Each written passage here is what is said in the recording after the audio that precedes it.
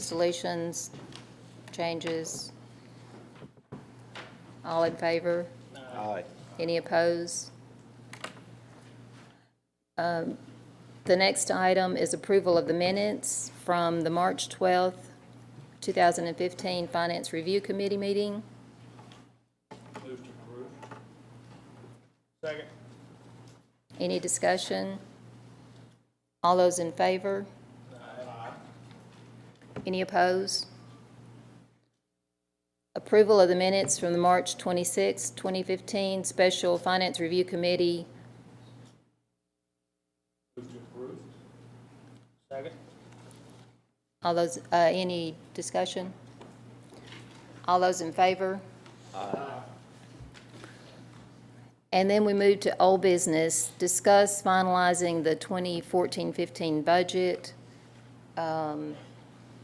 We had a discussion in the BOC meeting, but Tom and I weren't really clear that we had finalized it. So from my perspective, we decided to wait until the first meeting in May to determine where we were, to see how much money we would have to move from the different funds. And we discussed it and decided the only one that would really help the general fund is the drug fund, because it has a fund of its own and it's accounted for separately. So if you move that money in, that makes a difference. But we're open to discussion on what we had talked about before, which was moving it from State Street Aid and Park Fund. And Isn't the park fund money in a separate account? it's accounted for in the general fund. It is in a separate account.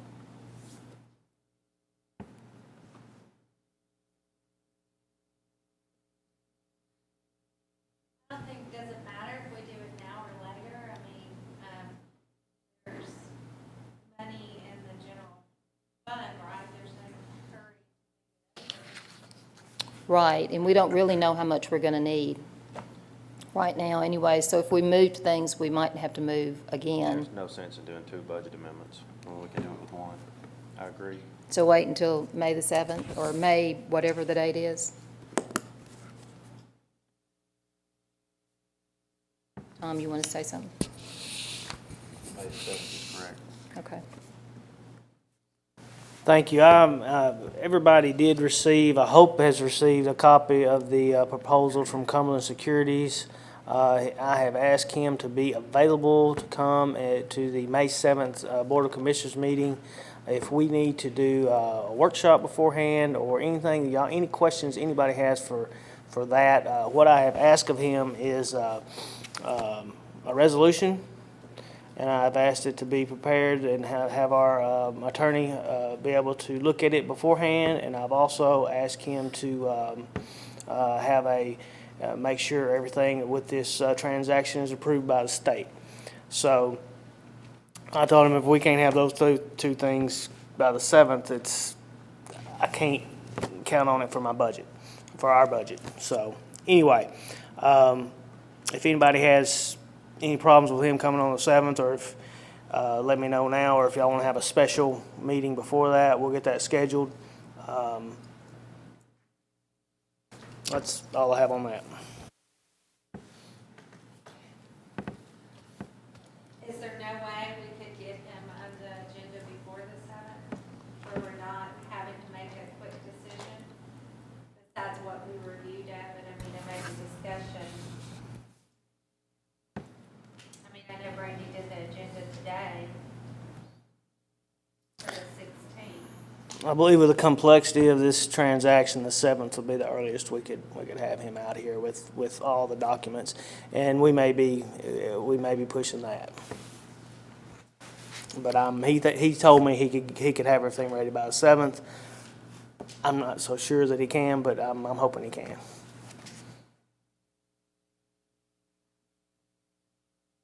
Any other discussion on the consolidation? Well, when would we have the documents to review in relation to May the 7th? You should have gotten that document. It's the documents I sent you by email from Cumberland. Those are the final Yes. numbers? Okay, I was Yes. just making sure we had. There may be a slight adjustment, but there, you will have that well before the 7th meeting or before we need to vote. It would come out in our regular packet coming out for Right. the seventh. So he's not gonna be walking in on May the 7th with something we've never seen before. Right. You'll have at least a week.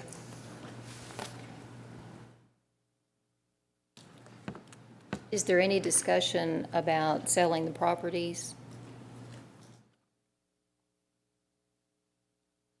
Well, I know at the last meeting, we had talked about the out parcel, and after I had reviewed the Bowie deed this week, and that was sent to me, and I don't think that the out parcel, as I understand it, is part of the conservation easement, right? It is not. And under the Bowie deed, the way I read it, one of her covenants, there's 8 covenants in the deed, and one of the covenants says that any monies used from the sale of that land would have to go back into improvements into the park. So I don't even think that that would be an option for us to take that money or sell that property, take that money and use it. So in my opinion, that's sort of off the table.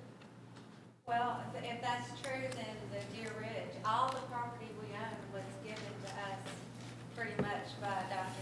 Isn't it? Not all, Deer Ridge, is it? We No, purchased the Deer Deer Ridge Ridge was property. It had So, nothing to do with the park. okay, so what Try about any other? History Village was given to us by Dr. Yeah. Boone. Okay, so, and how did we, what about Dice Langley? That's the out parcel. That is the out parcel. No, I just said it wrong then. Off of, Brownland Elrod, thank you. What about that? Where did that money come from? That came from the developer of Brownland Farms. Well, no. Are we talking about Deer Ridge? The Deer Ridge property? Elrod No. Road is what I heard. Okay.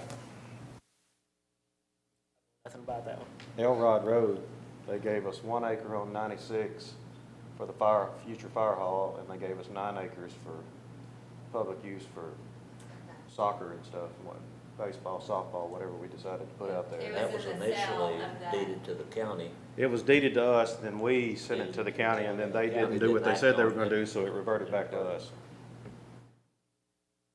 But sell of, Dice Langley though, if it was used to go back to the park, that wouldn't be a problem either. It'd still give us, funds. It'd be designated, but at least it would. But it's not gonna help our short-term issue with the. No, but we're gonna dump the funds, so then we would have a reason. I mean, if basically if we decide to, pay salaries out of the park fund, we're gonna not have any money. So, I mean, basically, aren't we gonna wanna rebuild the park fund? I mean, it may not solve this problem, the Deer Ridge may be the only one.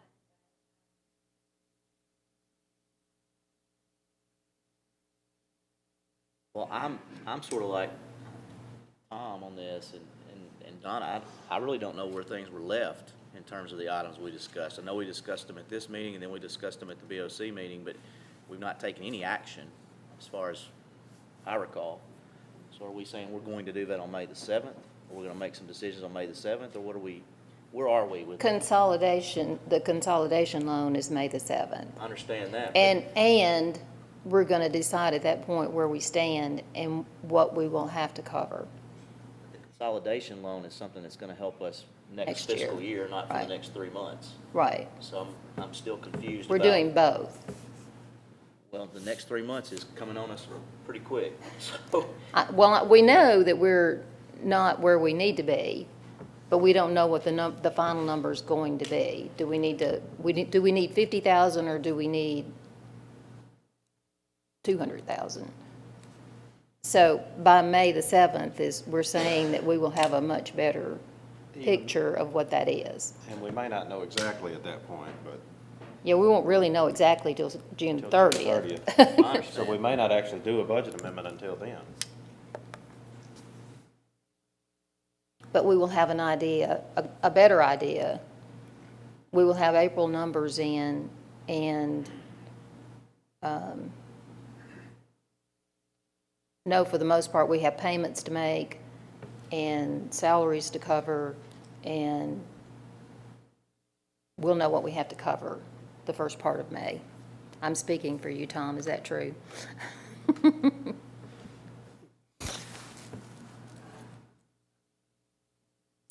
I tell you the truth, Miss Donna, I was zoning out on you. I'm sure it's true if you say so. It was a good thing I spoke for you, huh? Yes, so. I'm saying that at the beginning of May, we will have April numbers in, and we will have a much clearer picture of how much money we're really going to need at the end of the year to be legal. Sure, I think we've got a pretty close number now, but I believe, yes, it'll definitely, the closer we get, the narrower that scope will be. I'm sure we've talked about this, or you've told me, but what is that number now? You said we're pretty close now, you think. What is that number now? My figures is 214,000. 214,000 But it's, that we'll need to balance?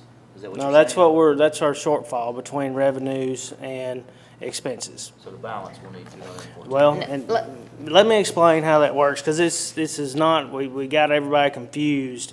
What we've got to do legally as a municipality is we've got to come in under our appropriated expenditures.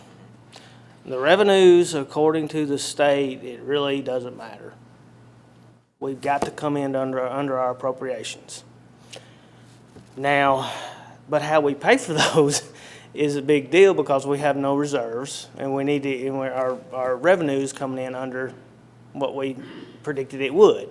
So that's why it's a big deal. But the biggest deal is that we come in under our appropriations. We're well under. We've talked to all the departments, and I have no problem. We're going to come under. But what's going to happen at the end is, if we have that $214,000 shortfall, we're going to lose $214,000 in fund balance. Does everybody understand what fund balance is? Okay, so you got the general fund, and you've got all the sub-funds. Well, the state looks at that general fund, but as you got to take State Street out, but the park and the school facilities, they look at that as all the general fund. We really need to be living out of the unassigned, but we're not. We're dipping to pay, and we're going back and forth. So hopefully at the end of the year, we're at zero, and all the funds. Our unassigned has a zero, and the rest of them are full, is the goal.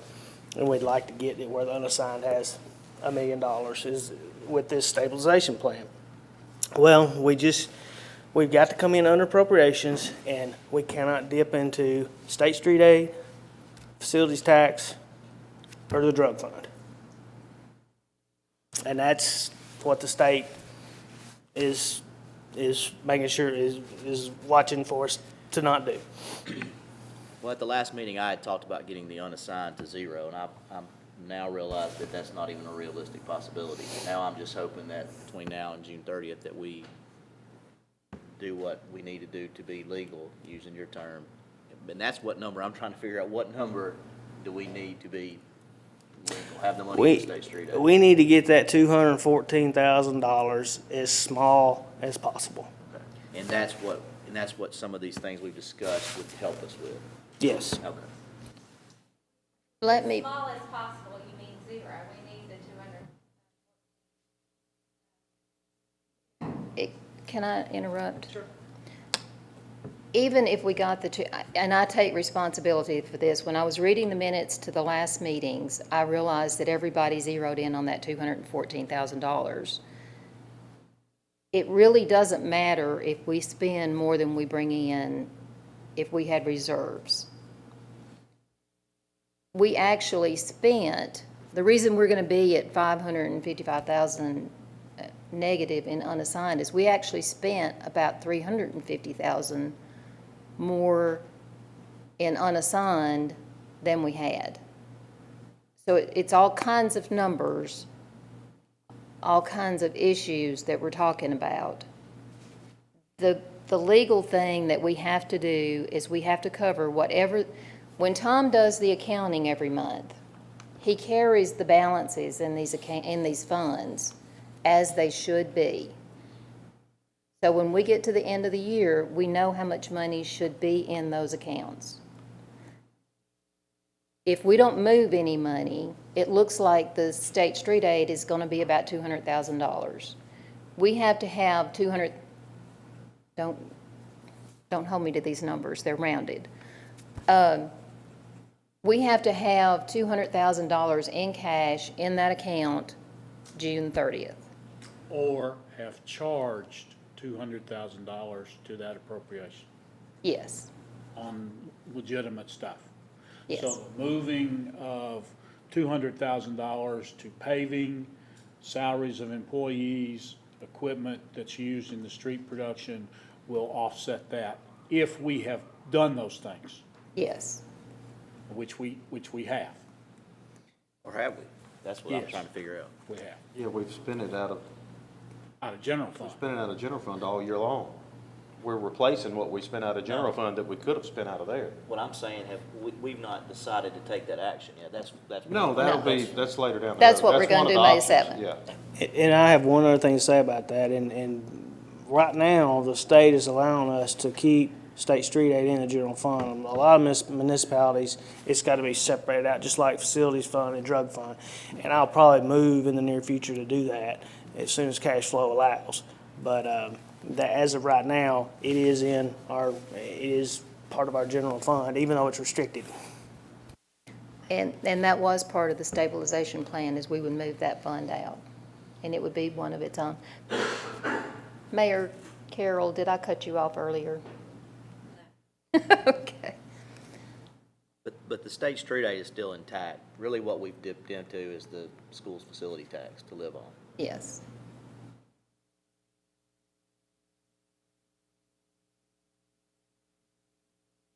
But does that matter, as far as the legality, that has to be repaid also?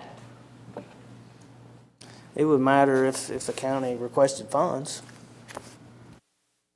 But as far as accounting process, it does not matter to the auditors at the end of the year?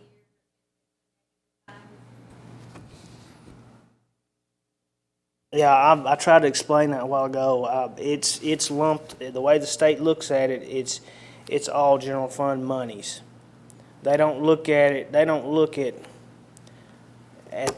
look at the general fund as park, school facilities, and state street aid in one lump sum. Now, they pull out the state street aid because we can't be in that, but then the rest of that is our general fund balance. So, and you can have a negative in the unassigned, but you can't have a negative general fund balance. Now, am I saying this is a good position? No. But am I saying I think with the state, we'll get by another year, especially since we've got the stabilization plan, especially since we're going forward to fix and rectify the situation. I think if we were not, we would have some issues. But going forward, and if anything comes up, we're doing this, and this to rectify and get our fund balances where they need to be. Last year on the audit, they wrote up a statement that said something on the order of, we appropriated more funds than we had.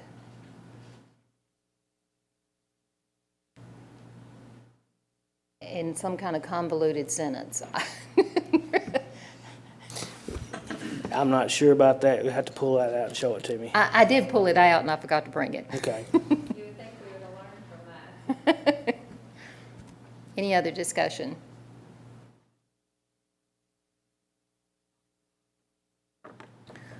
Moving on to new business, discuss the 2015-2016 budget.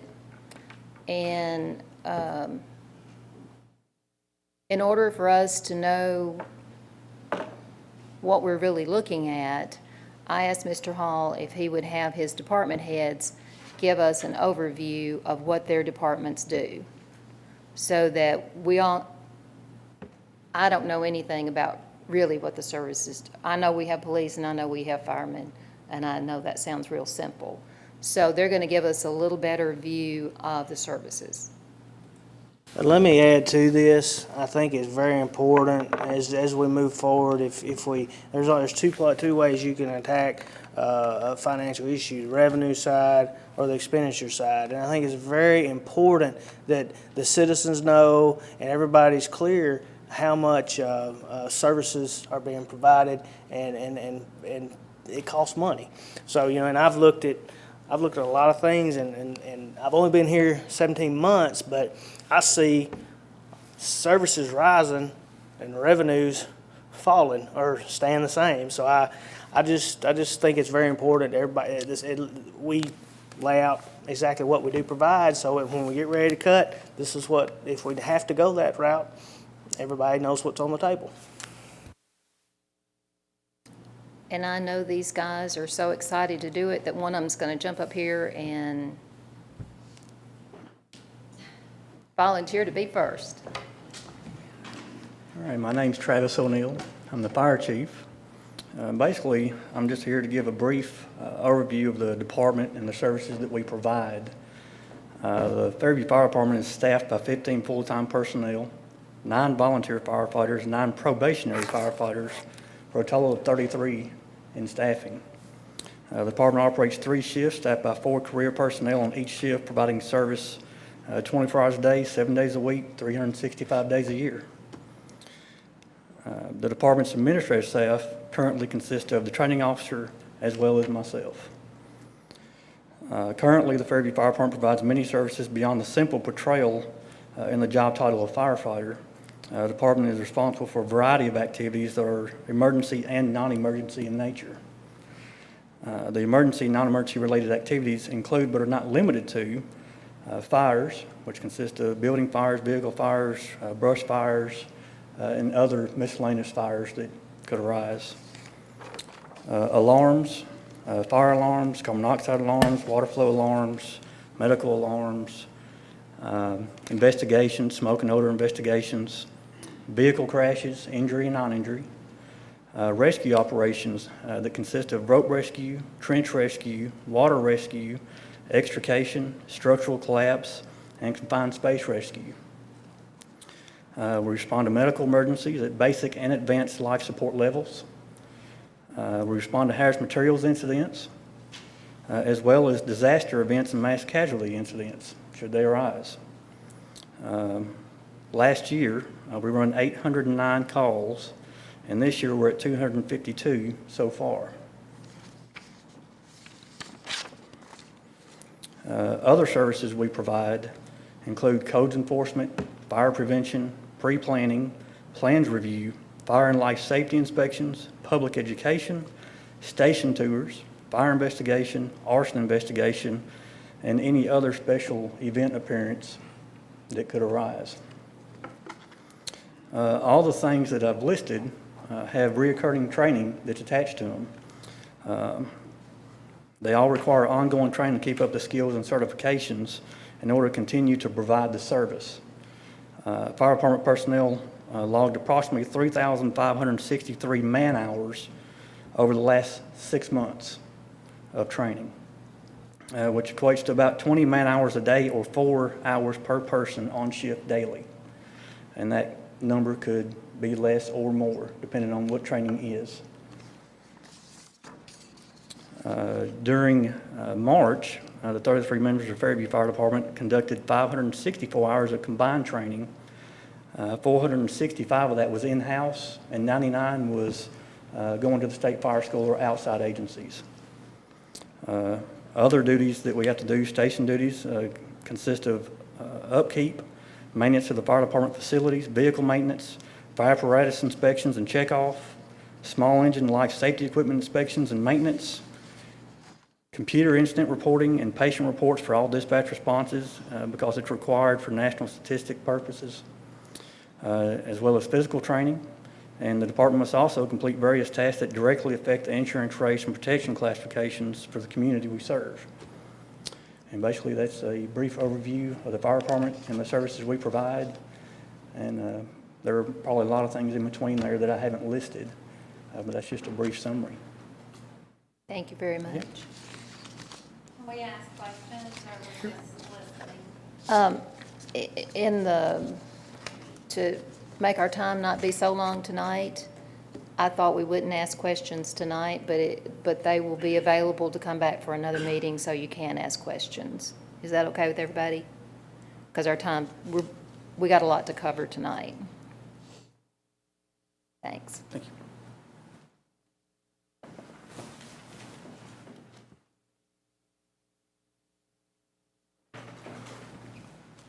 Well, thank you for your time to allow us to come before you tonight, representing Chief Harris and the Fairview Police Department. My name is Roy Russell, and it's been my joy to serve this good city for the last 6 years.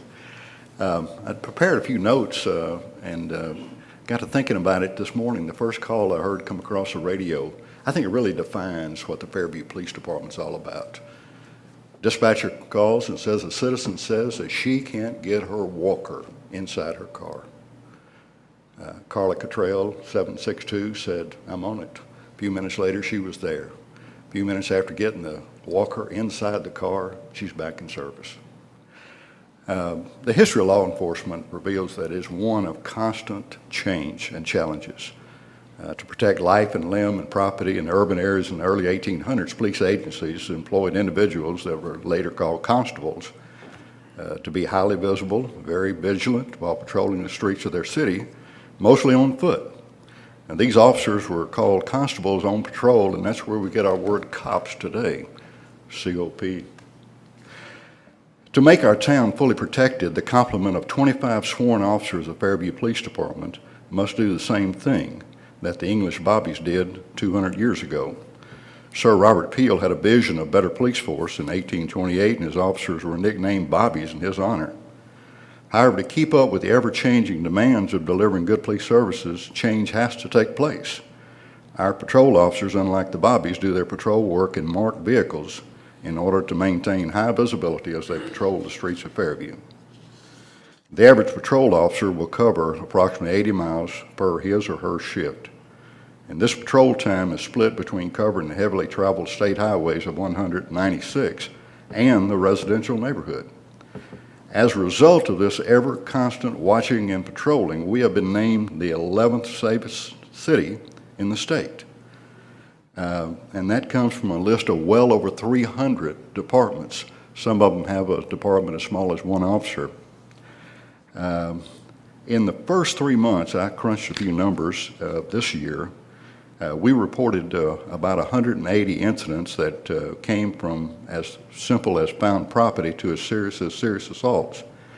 And of these, 50 of these incidents involved motorists who were coming through our town or residents that were traveling our streets that were operating motor vehicles without a license or had their license revoked. In many of these cases, these drivers didn't have the mandated state insurance for their vehicles. And these cases were made by officers constantly patrolling and looking to make our streets safe. To go back to Robert Peeler, and he said the basic mission of the police exists to prevent crime and disorder. He talked a little bit about the police shouldn't be an us versus them situation, because the police are the public. They're simply members of the public that were pulled out of the public, given full-time jobs to do what the public wants done. So the values of the public and the values of the police should always be consistent. I believe that's the case with the Fairview Police Department. It's been my experience anyway. And then he said the test of police efficiency is the absence of crime and disorder, not the visible evidence of police action in dealing with it. In holding down criminal incidents and reducing traffic accidents with aggressive traffic enforcement, our residents have lower car insurance rates. Home burglars and auto thefts are virtually non-existent in Fairview, and this is primarily due to relentless patrolling. And just give you a little sidebar here. I had a chance to go yesterday to my home city of Memphis, Tennessee, to pick up a prisoner. I got down to 201 Poplar, and I just stopped and said a quick prayer. Thank you, Lord, for delivering me out of this place. I value Fairview more and more every day. Our citizens clearly have made a large investment, particularly in the new vehicles, and that came with the state-of-the-art cameras and computers, and they made a big investment in the individual officers that use them. Most of our vehicles now are four-wheel drive, and they were very reliable during this winter snow and ice season. We were able to deliver some life-saving medication when the ice storm would not allow the resident himself to get on the road. And we additionally worked close with our street department. We'd look for hazards and stay in constant contact with them. And without those vehicles, we would have been as stuck as everybody else that couldn't get out during that time. So in summary, it's my humble belief, and that's backed up by over 40 years of law enforcement service, that the investment made by the taxpayers of this community continues to be a good one. In keeping a fully staffed, well-trained, adequately equipped police department, I believe our citizens will continue to reap positive benefits of living in this great community. I know that I speak for all the men and women of the Fairview Police Department when I say it is a joy to serve the good people of our community, and we are extremely grateful for your continued support. Thank you. Thank you.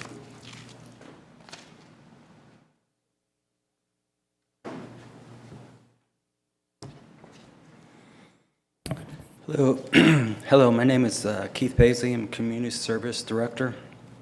Community Service Department is made up of 4 divisions: Fleet Maintenance, Park Programming, and Public Works. Fleet Maintenance has 1 employee. He works 2 days on vehicles and 3 days in the park.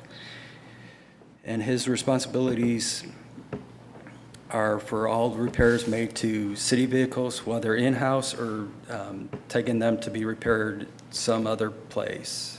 We are equipped for routine maintenance and do the best we can to keep the vehicle safe for all. Park Maintenance has 2 employees 2 days a week and 3 employees 3 days a week. And they're responsible for 3 parks and City Hall. They maintain the grounds, trails, buildings, and all structures in the park. They plan and implement projects in all the parks. They help with all events, and they help the programming staff when needed. They also help Public Works during storms if needed, and will help all other departments if asked. Park Programming has 2 employees and 1 part-time employee that only works as needed. He works in our outreach program and helps with the summer camps. The programming staff is responsible for planning and implementing programs and events for children as well as adults. They work with homeschool groups, schools, Girl Scouts, Boy Scouts, and adult groups like Waves. They have almost doubled the number of people coming to the programs in 3 years and have plans to increase the programs they offer. Public Works has 5 employees and 1 part-time employee. Public Works employees are responsible for road repairs, chipping brush, leaf pickup, snow and ice removal, mowing city right-of-ways, mowing city properties, picking up dead animals, picking up trash from the roads, traffic light repairs, building repairs, ditch work, replacing street signs, and they help all other departments if asked. They spend long hours before, during, and after storms to clean roads of debris, trees, ice, and snow. The community service is very committed in providing these services and are very appreciative of the community support we have received. Thank you.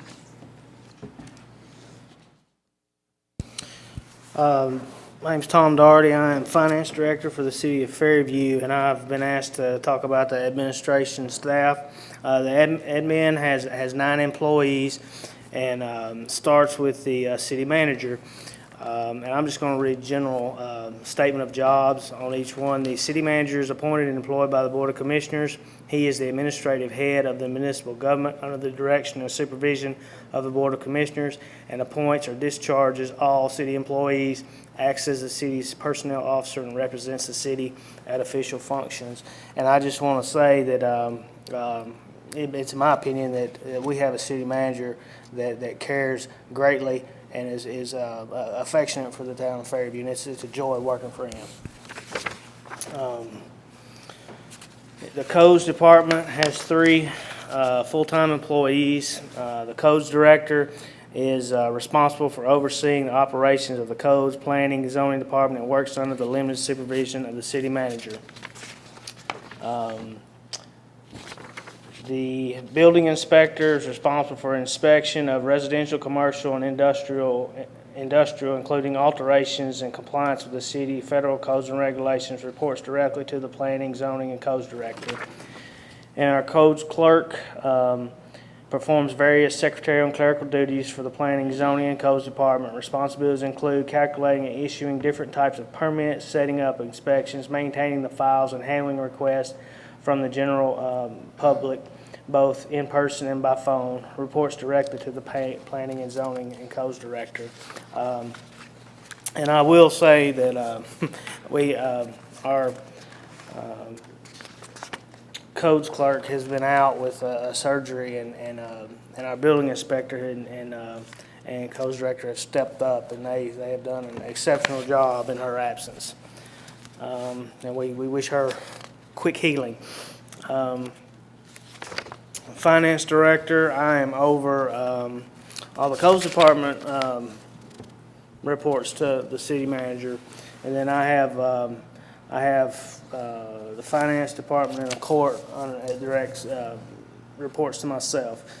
But as the finance director, under limited supervision of the city manager, I have supervision over the fiscal affairs of the city, and I report directly to the city manager. City recorder, they have general supervision over the records and documents of the city, reports directly to the city manager. This is very brief, but the city recorder has a multitude of duties. I think that a lot of them are listed in one of the city manager reports, if you want to go back and look. Finance clerk maintains the payroll records for the city and is responsible for the entering of all city taxes, accounts payable, administering the business licenses, and functioning as a deputy city recorder in the absence of the city recorder, as well as assisting the city manager. So there's 3 in the finance department, and then there's 2 in the court system, and they work a lot with the county court system, as well as with the judge, and as well as with the police department. The court clerk administers all activities required to serve the legal processes of the Fairview City Court, including docket preparation, handling of monies related to court, and maintaining record of all court actions. And then we have an administrative assistant / deputy court clerk position. Under limited supervision, administrates activities required to serve the legal process of the Fairview City Court, including citation data, handling of monies related to court, and maintaining records. Acts as a backup for the city court clerk as needed. Reports to me. I have been extremely pleased with the administrative staff. Everybody on the finance side, we're just through our first year, and we have come leaps and bounds. We have implemented procedures. When I first, we've got books on how to do this, how to do that, and we're cross-training. We've got we've come just leaps and bounds as far as organization, and I think we've got. It seems like there's always something else to do, but as far as where we were when we got here and where we are today, it's light and day. But I like our staff and enjoy coming to work every day. Ms. Donna, I didn't prepare a statement, but I can't let this go by without letting the citizens know how much dedication we have in the city from all divisions and how good they are to work with. You couldn't ask for a better force that we have here. When I first came on the Planning Commission, the first thing that I was taught by the people that had been on there in the past was the first thing we needed to consider was public safety. In a recent meeting with Rogers Anderson, the mayor of Williamson County, that's his #1 goal. I think our citizens have an excellent force here that is continuing to keep public safety in their mind When we're asleep at home at night, we have them with our back. They're taking care of having our roads ready to go the next morning. It just can't be enough said about their dedication to this city. Thank you, ma'am. Thank you. That was the good part of the meeting. Now we're going to have to get to the bad part. Why don't you just work it?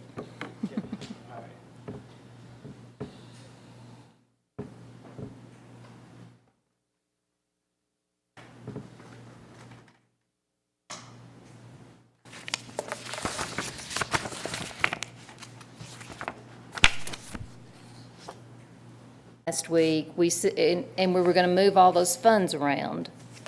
We were going to start the year with a negative 235,000.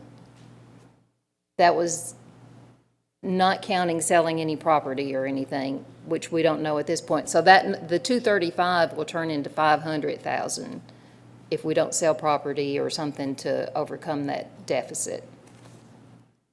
So we would wind up the year with a negative 818,000. In October, where you see that we run in a negative of 704,000, we would not meet payroll.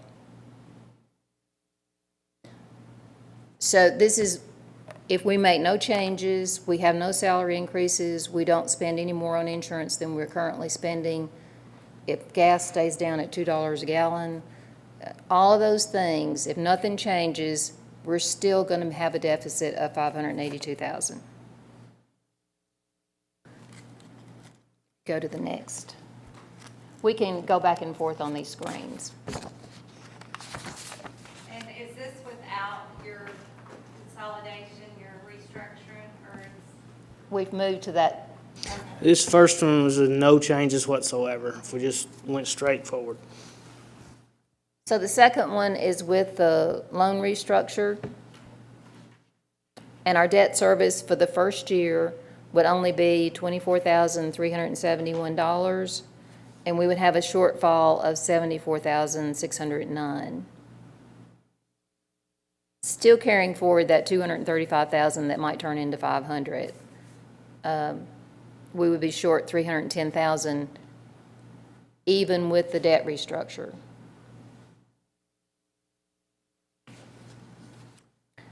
And that's without saving the $360,000 for the reserves.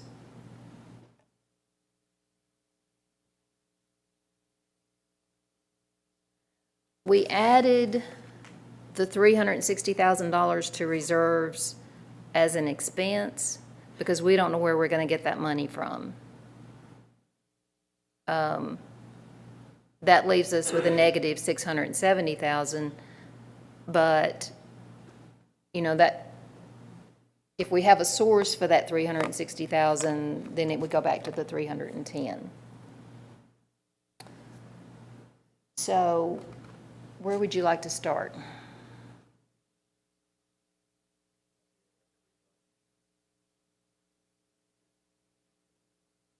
Trying to figure out what we're gonna cut? Or raise more revenue? Well, you know, even if we raise revenue, it's still, you're still looking at a couple of years, depending on what you're gonna raise it to. I don't know what you're even, suggesting we would raise it to, but you're looking at a couple of years. Can I ask one question about the loan restructuring or the debt restructuring? What would be the implication, and I hate to get this far in advance, but what would be the implication in the second year? 250,000 more. The payment would be 250,000.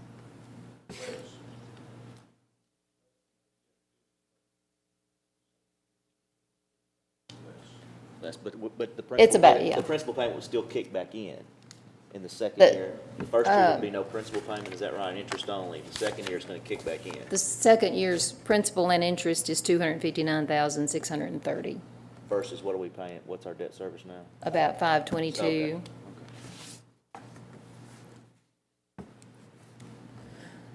I've heard discussion of impact fees, building increases. I have both of those on the agenda for next week. What was the second one you said? Impact fees, what was the second? Increasing the building, Building permit, Oh, building permit fees. it's at a quarter now, raise it to 50. And the 30,000 seems like a large number per month to put 360 in the bank at the end of the year. But I just learned today in some of the figures that Frank got us, the impact fee to build one house in Franklin is over $10,000. We had 7 permits pulled this week. 7. If we just matched what they do, there's 70,000 a month, right? There's 70,000 for this week, right there. Now, I don't think we need to go that high. I don't think we need to do that, but there is a figure there somewhere that we need to. That's on your impact fee. Correct. You have to have a study for it to see. what- Correct. what it- How long does that take to implement, Larry? At this point, I don't have any idea. It depends on how deep they go into it. There's companies that do that. I hope to find out some figures and have them for the board. Because I just found out about the impact fee, and maybe we can find out, because there's one company that does most all of them in Tennessee, and they've done cities that's similar to the size of Fairview, but you've got to have that study. There's study time involved and a report for the fee type They stuff. want you to speak up. I don't know if your mic's on or not, but they want you to speak up. but that's Yeah, fine. I hope to have those figures, at least some idea of how long it takes, because they have to do it's a very in-depth study to see what type of thing you're looking at, to see how many houses you've got, what kind of impact the development, the planned development will have on the whole, the city as a whole. So you're not having an impact fee for the developers, you're just doing new development, It'd have to be new implementing development, yeah. You a can't- impact fee. You can't go back and get the ones that's already built, no. Really? But you're talking every house or just for the developer? No, you're looking at the impact that the development's gonna have. If the developer's gonna build all the houses, before he draws a permit, he has to pay the impact fee. If he buys the land and builds 10 houses, he'll have, each individual lot will have an impact. Until somebody gets there, they're not gonna have an impact on the city, so you can't get it up front. You can when they get the building permit. So how much in fiscal year 2015, 2016 can we, if that all was implemented from day one, what would we expect to see in revenue theoretically? It depends on what they allow us to charge. Who's Dave? Well, anytime that you do an impact fee, it's got to have a causal nexus between the impact that development's going to have on the city as a whole. And the money has to be earmarked and only spent on the areas in which it's going to have an impact. Now, if you're talking about roads, that could affect everybody. If we're talking about something that's only particular to that area, you can't put it in the general fund. Well, you can designate it to You can roads, designate it, and yeah. that would be a great thing for us to do. Well, you can designate it to road, and one of the ideas I had was, you've got several $100,000 worth of fire equipment, police cars. You can designate a portion of it for the replacement of those as necessary, because fire and police and roads have an impact on everybody. So you'd have to designate some, if you had something that's going to be specifically, some expense that the city's going to incur because of that development. If you had to build a road out of there just for that section, you'd have to earmark the money to do that, because that's something that has basic impact on them till they get to the main road. But fire and police, theoretically, everybody in the city would have the same impact from the fire and police department. You can't do could it for even- salaries, but you can do it for But just equipment. as an example, if we had the same figure that Franklin had this week, we would have brought in 70,000. Well, I was told it was 4,400. I talked to a developer that was building in Franklin. Did you get that from their office, the 10,000? Well, I think what it is in Franklin, there's different amounts for different areas. I think that's probably what Larry was alluding to. I think there's, Yeah, if some area of the city has more building going on at that time, obviously, you're gonna have to concentrate on that. And that's what the study will tell you. The more people you got, the more building you got, the more people are gonna be impacted, of course. Well, Study. The main ones that I've seen in Tennessee is done by a firm out of Texas, Duncan and Associates. we wouldn't see the property tax to, January. So, I mean, it's a start. Well, the only Because thing, we have all these development, and then we're not even talking about commercial impact fees. What we could bring in as far as, and every other city's doing it. If all the cities around us are charging something. As a matter of fact, I found out from a builder about the tree fund that they're charging $400 a tree. So our 50 looks pretty good, and we were reasonable. who is they again? Who? Franklin. Oh, Franklin. I talked to a local builder that's building right now in Franklin and got my numbers. I haven't talked to the We're city. charging well more than $400 a tree. We're charging $50 an inch. Well, we'll talk about that when it doesn't affect the budget, but just to throw out, I was asking and I asked Frank, or Wayne, I guess, a couple days ago to have Frank call the other cities in Williamson County, because that's a good reference of what fees they're charging and how many, what's a good average, because I'm really not trying to, I don't want to go in and us be the highest city to build in, but we can be reasonable if we just surveyed and got the information from all the, cities in Williamson County. He has got some of those. One, I might say, is the adequate facility tax. One suggestion that I made on a building permit fee, which that's what it is going from 25 cents a square foot to 50. That's exactly what Spring Hill is charging now. That, on those 7 building permits, would have been an increase on the average 2,000 square foot home, would have been an average $500 increase. That would have been immediate. And I think, Larry, that can be done rather quickly, can it? You talking about changing the, from So- 25 to 50? Right. The facilities tax? Take an ordinance to 2 readings. Yes, sir. We did that with the commercial here recently by changing it from 50 to 75 after we had to refund some money back. But that would be an immediate impact, not a major impact, but that would have been $3,500 additional this week alone, just on building permit fees. And I understand we can designate that to go to general fund. Yes. So even do we have to change anything? As right now, whatever's existing goes, what pays the building? It's the facilities. The facilities Yeah. tax pays for the, both commercial and residential is applied to this loan on the city hall. That was an amendment that was already on there. Right. Initially, it was broken up between the various departments, and at the time we did it, everything was designated for debt service on this building, so there's no point in changing those figures, because if you were going to go back to that, you'd have to repeal applying to this building and then go back and redo your figures, because they were done a long time ago. So only the increased amount would go into the general fund, and the rest, whatever was passed prior. Would depend on how you worded it. The one for the commercial was not. The one for the commercial was, still goes to debt service on this building.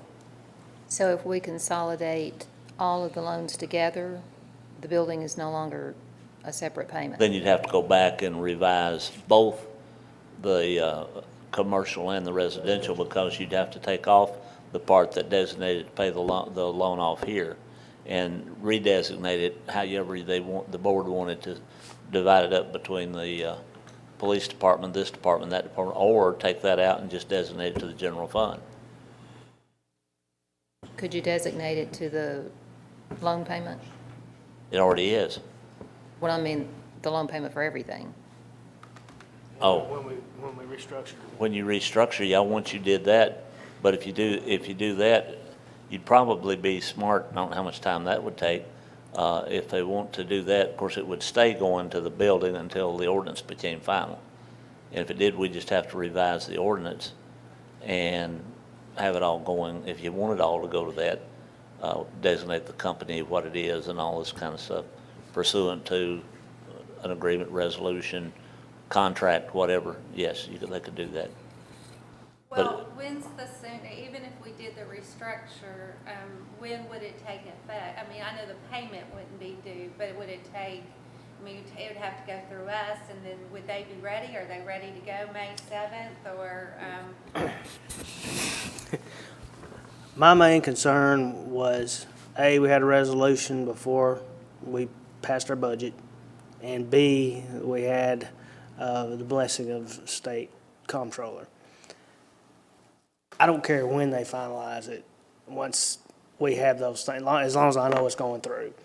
Now, as far as the payments, it would be, I think everything would, according to his illustrations, would be due in June.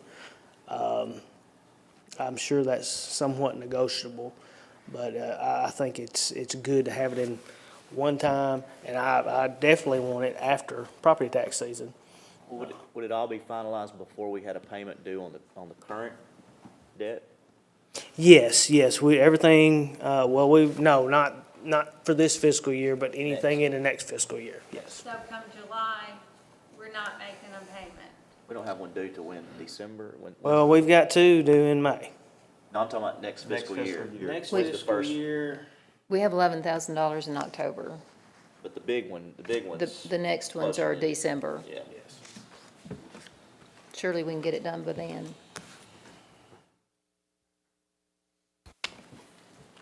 The other, there's a couple of things. That grant for the 3 firemen is up in February. And the other thing just went away from me. Oh, we do not have that much money this year in engineering and professional fees. And if we're talking about a lot of growth and a lot of, I don't know what we use those 2 items for, but is that going to be a larger line item next year? We definitely hope so, that it'd be less. That it would be less than this year? We definitely hope so. Okay. We're shooting for that number. I'm trying every way we can to cut engineering fees. Larry is one of our vendors in the professional services, and we got a bargain in him, I don't mind telling you. The man doesn't charge us until he gets here. He doesn't charge us a trip charge down here. And he doesn't charge us for phone calls, which if he charged for phone calls as many as I make to him, we might be broke. But we've got a bargain in him, believe it or not. His rate, from one attorney that we had to pay a bill for, Larry's is almost triple less than his was per hour. And I think I discussed this with Shannon a little earlier today, and he kind of agrees that Larry's rate is very reasonable. And so that's one reason that I think that we can keep our professional services at a minimum, if at all possible.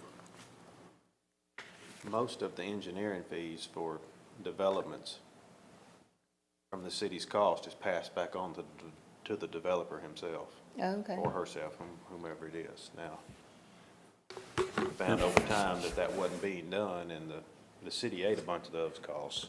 But now, since the new gentleman's been in here doing this, we're back on track and billing that back out properly. And Ms. Sharon Hall is doing a great job of gathering that information up and getting the invoices out to the developers.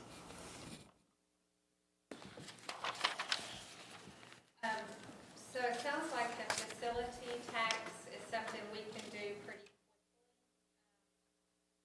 from what you're saying. You can, but realize that if you raise the residential now, that if at some time when this other gets finished, we may have to go back, well, we will have to go back and revise the ordinance, because if you're going to designate that it no longer goes to this, paying this facility, which makes sense, if it's being paid from another source, it's just a matter of going back and redoing the ordinance.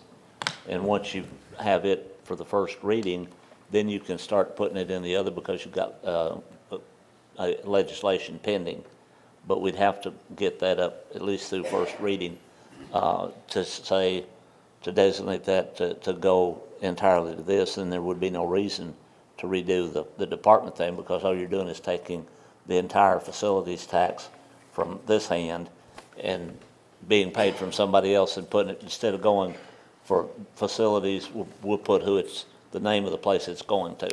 Well, I would almost think that that would be crucial to do with so many subdivisions on the table, but nobody's turned in their stuff, that we would want to go ahead and do that, and then you would go revise the ordinance. That's just 2 readings and a little bit of, not as much paperwork as you really think on this, because I'll have the one that designates it to, you don't want to leave a source of paying this payment hanging. So you've got it out there, and then all you got to do is go back and redesignate it from paying for this building to paying the payment off on the such and such. Why wouldn't we do it simultaneously? You could do that. All you'd have to do is just wait until you've got the approval on all the others. It sounds like on May the 7th, we're gonna decide whether or not we're gonna do the debt Right. restructure. And if we decide, Then we could put it in motion and do everything. you could do it the one time if we know who we're going to be dealing with. The company will just say, that you just have to revise it to say that the facilities tax, instead of going to pay this building, would go to XYZ company for Well, it the, seems it would save us time rather than doing it sequentially. yeah, and you're not going to be, We do have a payment in May. But you Yeah, lose a pay- month's worth of fees. That's what I was saying, when you're doing 2 weeks. I mean, I know it seems like. If you don't wait normally we until say start 2 it till weeks. then, you lose a month's worth of fees. Oh. And just like he said, we lost 7 this week. Okay. I'm just but curious. it's No, not a big, actually, your logic is good. You're right, I Yeah, mean, but we would lose the money if we don't do it. We can take care of it on the back end with paperwork and not lose the money now. I guess what I thought was we were gonna go ahead and change the fees. Why couldn't we go ahead and change the ordinance or where it goes to make it general We fund? can do that on the front end. you won't have the place it's going to go. You won't have that. Well, didn't you say we could put it in the general fund? Well, yeah, you can put it in where So you you want go ahead to. and put it in the general fund, and then at our own leisure, we can then designate it back. But you go ahead and get it ready to change right away so that you're not bound to put it into an old loan that's going away. Well, the only thing that would require Mr. Tom to do is if he puts it in the general fund, he'll have to keep up with the amount, because when you transfer that to the note with the new company that's going to do the consolidation loan, he'll need to know exactly how much to take out and put in that fund, which shouldn't be any problem. It's easy for me to speak for you. Is that a problem? Everybody's speaking for him Well, tonight. let me ask you this, Tom, isn't that a separate fund? You keep it separate anyway, it's not just a line item, is it? Correct, and it's I'm gonna have to do a little research on this because this is a restricted fund, facilities fund. And I'm not sure, I mean, well, I'm sure we'll have a few discussions on this. Would we be, well, we'll have a few discussions. If we can't, we can't, but I mean. Yeah, I think it would be easier and more I wasn't straight talking up about the if way we the- initiate, if he change put it. if for a he city project. create another we fund have to and put it in it, because then commingling funds always scares me. And, it can get me disbarred, and I'm not gonna do it. But the thing that I think would be appropriate for this ordinance, if you wanna do that, is change the designation on both of them to put it in a separate account in the general fund. And that's all we need to put in the ordinance. And then, when you come back to redo it, then we can say to the XYZ company and/or its successors, if they sell out, then we don't have to come back and revise it to send it to the WTS company, because they bought the company up. That won't be hard to do. Let me throw something in here. I talked to John Werner. How about if and if this satisfies the state, how about if they can pull out the percentage that is due to this facility, the facilities, and we just keep everything as is and pay that portion of it out of the facilities and pay the rest out of general fund. Could we do it that way? Pull out the percentage of the, What this building would be? oh, okay, yeah, if they could do that, we could put that in the ordinance, that they just leave it like it is. You wouldn't need an ordinance. Well, you'd have to revise the ordinance to raise the facilities tax Right. that they're talking about. But then you could just leave it as, to be paid, for the debt service on this building. Doesn't matter whether it comes directly from us, or them. But if you had a percentage, you'd be just as well off, I guess, to have it stay here and then we make the payment. Okay, I'll call him on that. Okay. Might But be a that'll little work. less paperwork, a little Yeah. less time. We'll still have to amend the ordinance because you've got to raise the other, facilities tax on residential. What happens if we paid it off early? Is there, Nothing. so we can pay it off early? Well, no, you can't pay it. I don't think, there's something in He was, Right. he was gonna give us a 10-year, and we can have other, you have points that you can pay it off. Like I think you can't pay it off within the first 5 years. But he's gonna give us a point of 10 years, but the illustration of the 14-year with the option to pay it off in 10. He can add another point. You're in talking there. about paying off the loan guy, right? The consolidation loan. Was your question about paying off this building? Yeah, like, well, not separating it. Why couldn't we just leave it the way it is and have the money go into the facility tax and have that pay the, you know, Well, build up? biggest concern about this is we're sitting on the variable rate, and I want to get. No, I'm not, I'm saying go through the restructure, you do that, but you keep the facility tax still going into the fund, and then when we have to start making payments, it's sitting over there, and we have the funds to make the payments, and we build up that fund, and it's just as good as having, you know, Cash flow. cash flow, I mean. And if I can get John to separate it out where we know exactly what to pay each payment towards this building, I think it'd be easy to keep it separated and just know. Keep that portion going into the facilities tax? Right. I think there was, I'm going from memory now, but you may have looked at it and you may know. But I think there was so many years No, I mean, after not they exactly. got the money to build this building, you couldn't pay it off. It's, Right. And then after that, you could pay the whole thing off if you wanted to. Is that what they were gonna do? well, no, kind of what I want, I don't want to separate it. I wanted the facility tax to stay existing. And even with the increase, it all goes to, that account. And then when we have to start paying, we have, this money saved up. So it's easy to make our payments, or we could even pay it off early. I think, yeah, I guess, I know we're going around in circles, but I just want to make sure we're on the same page. We'll have issues paying off the police cars and the fire truck and the other debt with the facilities tax. So that's why we'd have to separate out the facilities. Now, if we build another facility, we can use the facilities tax, but I think we're going to have issues with the comptroller paying off those other, that portion of the debt with the facilities tax money. But if we change it, the ordinance, it doesn't matter. I mean, if we change it to say it's going to be, this tax is going to pay off this restructuring our debt, then if we change it, then that's what it would be used for until it's paid off. Well, I think what he was saying, this company is gonna pay off the debt on this building. That's the reason. And we owe them. Right, but that's the reason he wanted to get out of the variable rate. It could go Right. from where it is up to, what, 12% or something? I want to go through with it. I mean, I think the restructuring is our only option. I'm not saying get rid of the restructuring.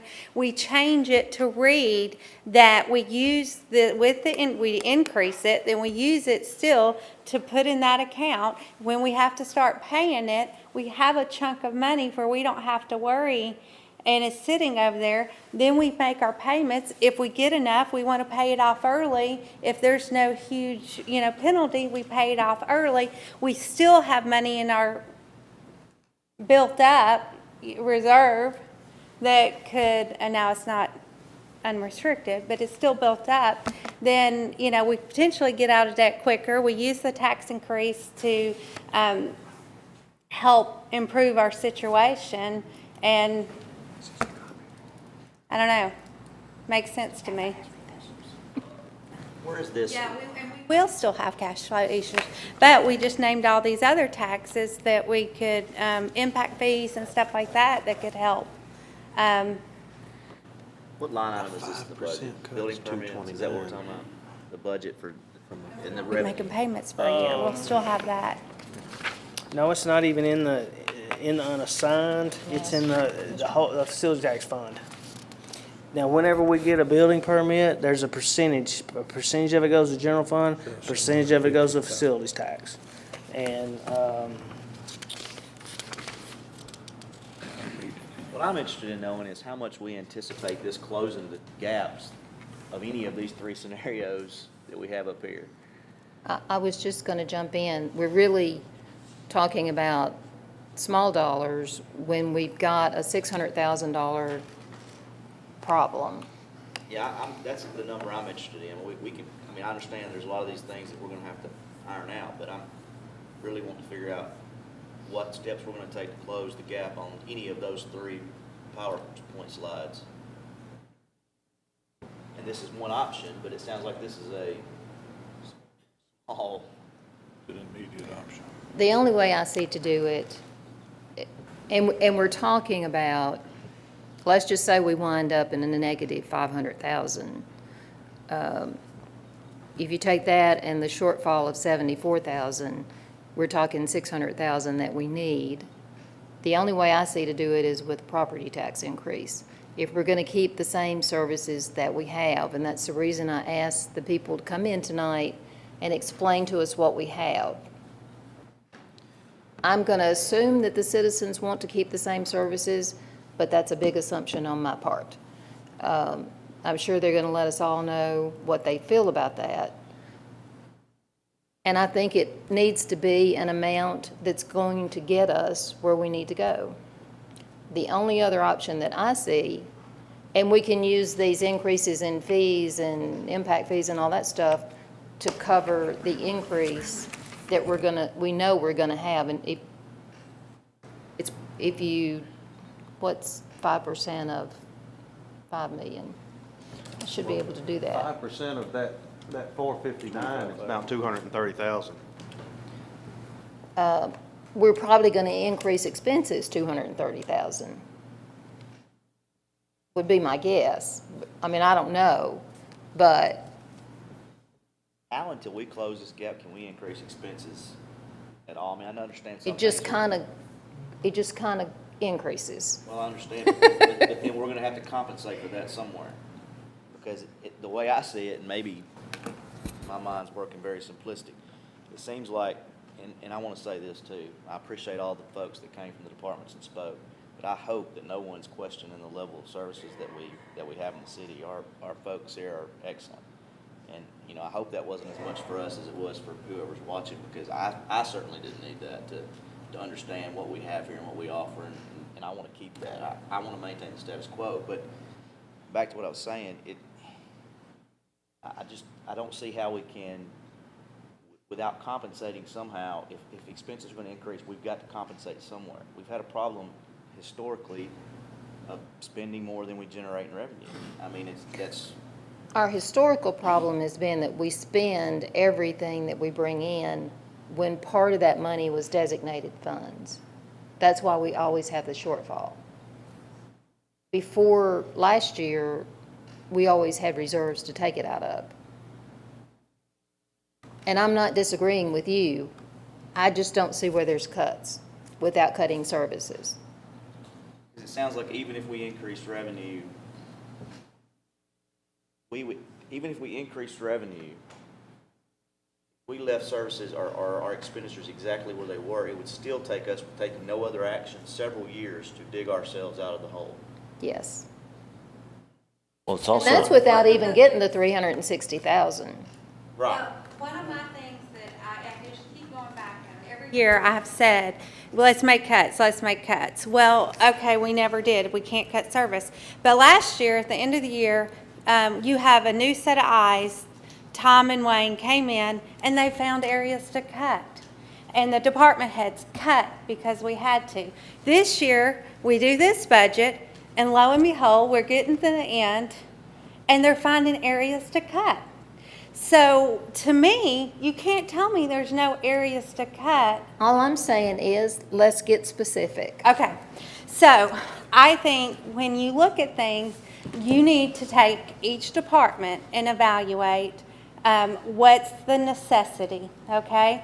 And I don't want to go through papers and pens, but maybe they should. I mean, I don't know, but have them sit down. Then look at alternative ways to take our money and, like, if you're going to your, and this is one of the things Tom's been trying to do, you know, we look at our copiers and say, how can we cut? If we look at our phones and say, how can we cut?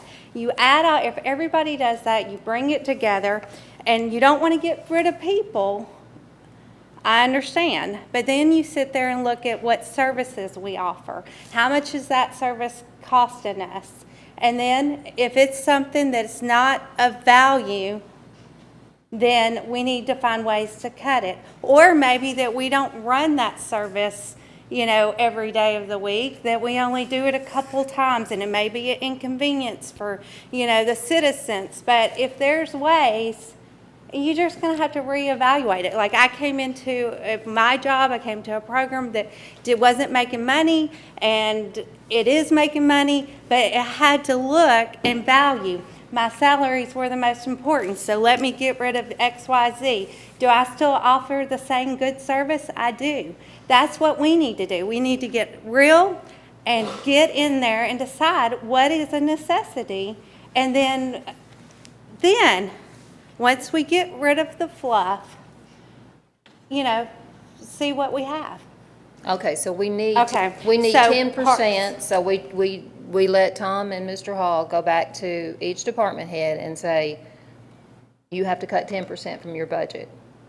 And it's from each department, so Well, if the we police just- department is the biggest department, and then the fire and the parks, so, you know, it would be comparable. 10% would be equal across the board. I mean, we're talking next year's budget. I mean, I think we're going to have to do something of, you know, and if 10%, you know, where we start and we come back and they can only find 5, then, you know, at least we know where we stand. So,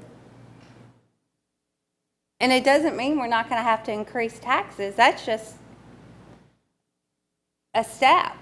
I mean, it doesn't mean that we're, and I of all people, I don't want to raise taxes, but we got to figure out a way to get through this problem.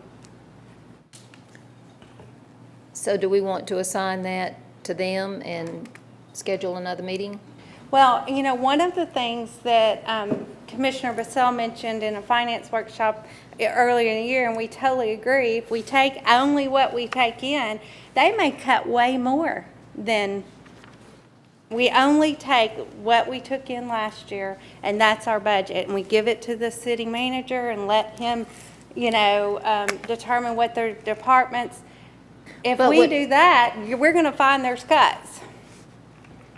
With the expenses like they had this year, they're going to have $34,000 in discretionary spending that pays for all operation supplies, all office supplies, all repairs to buildings and cars and professional fees and engineers, and so that they would have to cut 10%. I'm not disagreeing with you. They would have to cut 10% to overcome what we're bringing in. Well, like I've said other times too, if we bring in more money, we can always go back and amend the budget. But you can't, when you have no reserve, you can't add to it. So it's like, yeah, go to the bare minimum. I mean, what does it take? I'm sorry. No, actually, that's 500,000 plus the 360 that we have to get. We really need $1 million. I can't reconcile your figures with my figure. This is so let me just unassigned. Let me ask some questions here. Okay. Your income for April, May, and June is our revenue from April, May, and June of 2014. No, Okay, where is that figure coming from? we just made it up. That was our projections. Actually, it was my projections, but I can give you the 14 figures. It was in the neighborhood of $50,000 or $60,000. Okay. Now, the expenses of the spent ones from July to March, did they include, were one-time expenses taken out of that? In other words, we had $35,000 in transportation for the truck in the park and $80,000. That was taken out. They've been removed? Okay. Because here's what, and I'm just gonna run through this real quick, but if we, Do you mind putting that up so we can see what you're looking at? well, not until I finish, Okay. then I'd be happy to. But I'm kinda wanting to just reconcile with Donna here before I throw it up there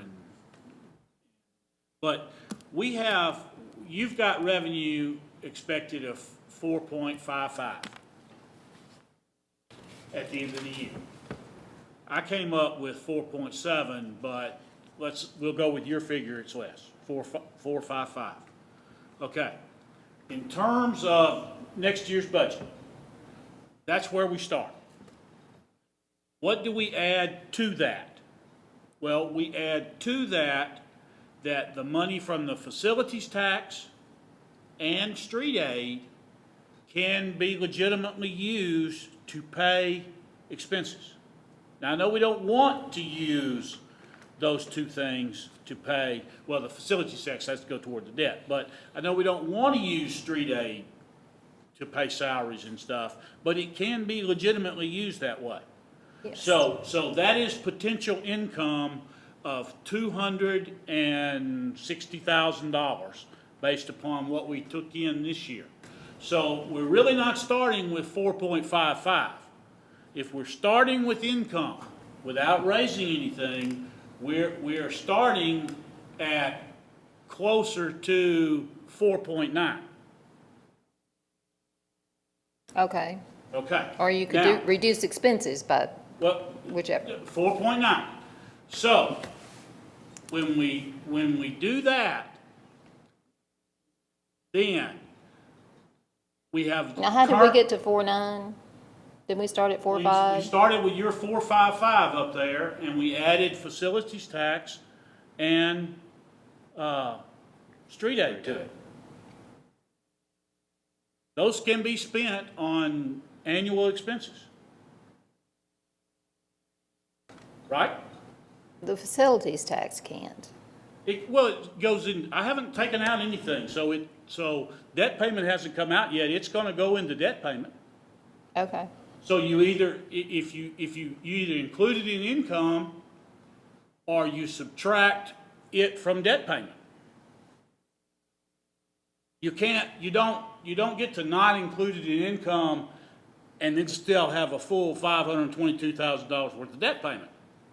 Because Yeah, you but don't this- owe 522 because the facilities tax reduced that.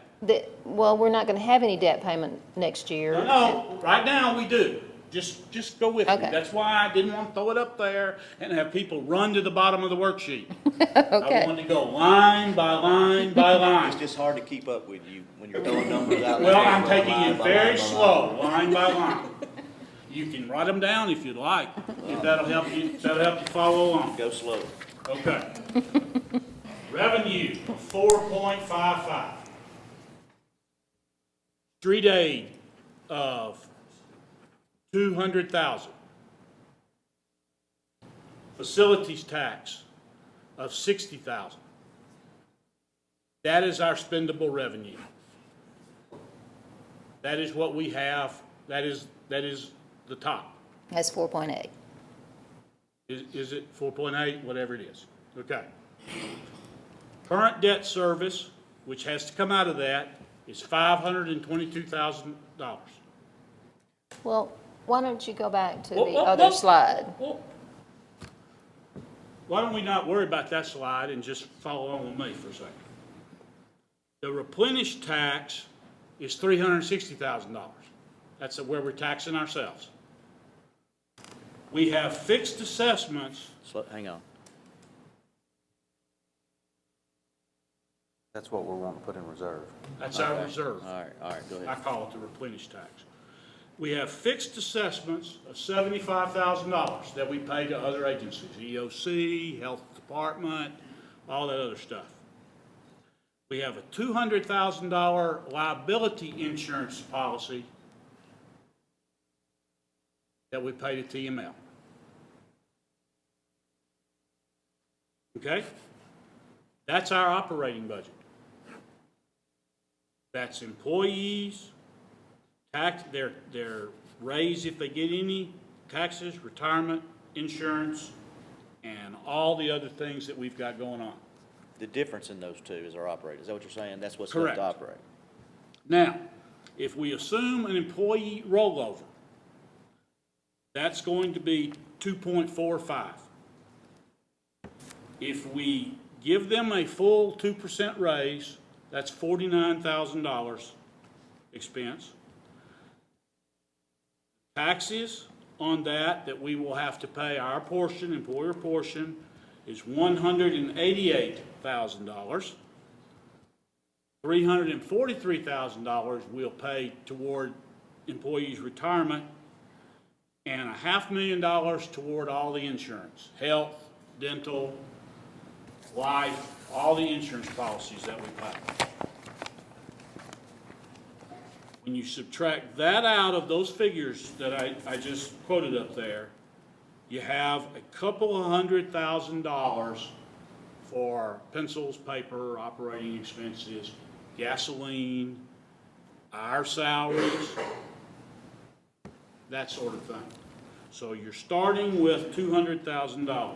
Which, Okay. let me stop you there just real quick. I thought when we discussed this last week, we had asked the question, what else was left and what that number came to, and I thought the number you threw out this year was 600,000, not a couple of 100,000. To just operate the city. It was about 600 grand, wasn't it? I'll get to that in just a second. Okay. Just making sure. If we restructured the debt, that will add $450,000 on top of the $200,000 that I calculate we'll have. That gives us $650,000. If we raise property tax 6% or 6 cents, which still keeps us below 70, which is still some 30 cents below the average Tennessee town, that would raise another $110,000. If we adjusted the employees' merit raises to, instead of all coming out in July, they came out on their anniversary date, that will save us $20,000.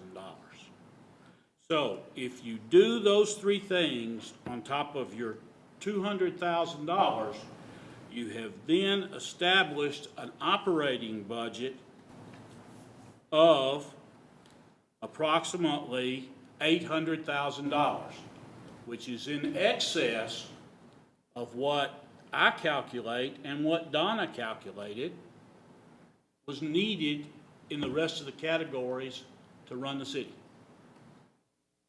Haven't laid anybody off. You have raised property taxes, but we haven't raised property taxes in over 10 years. And as I said, even if we raised it the full 6, we gave 6.5%, 4.5 cents worth of cuts over that time. Even if we took 6 cents of that back, they're still not paying but maybe a quarter. Most towns are up around $1 to, 90 cents to $1. So it's still cheaper. We haven't cut anything, any stuff, and Wayne just has to work it out with his directors on how to spend that. And if we think $800,000 is too much, then we hold back whatever we want to hold back. Well, I would think 800,000 was too much, but I'm going to have to go home and re-listen to the meeting and do that again. Well, I'm gonna be Oh, happy to give you okay. a copy of all this. I just didn't, people tend to jump to the bottom, not listen to the presentation. And it's very important because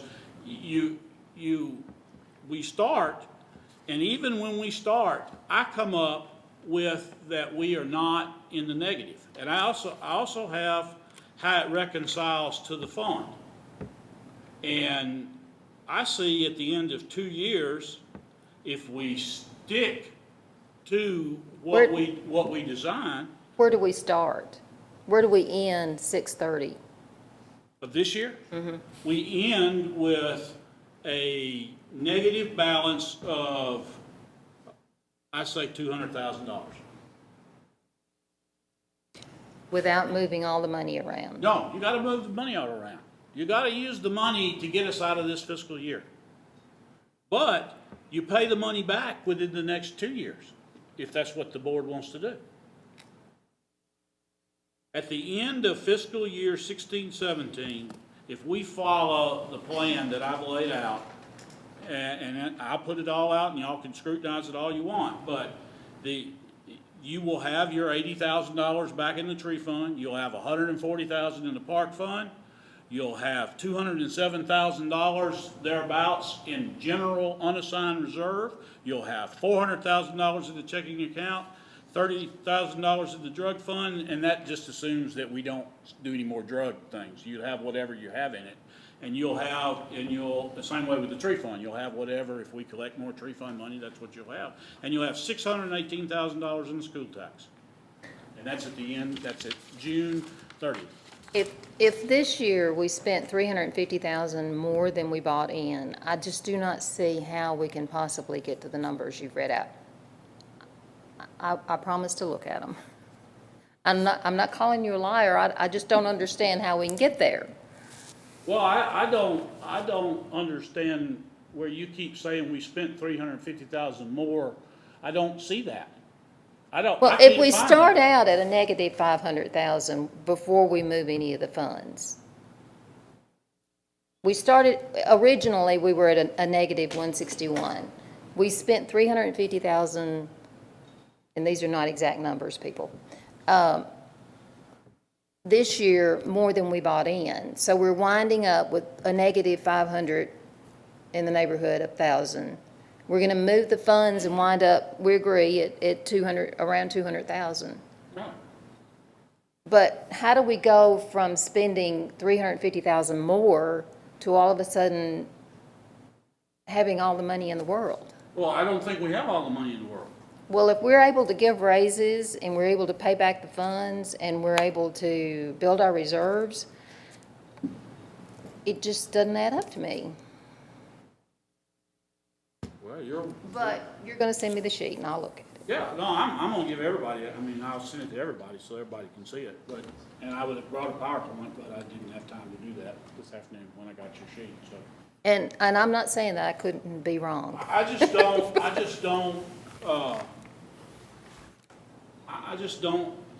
we will have to restructure the debt, and we will have to, if we don't give a property tax increase, and if we don't do those two things, we are exactly as you described it. But if you do those two things, I think you set yourself up for a tight year, but not an unachievable year.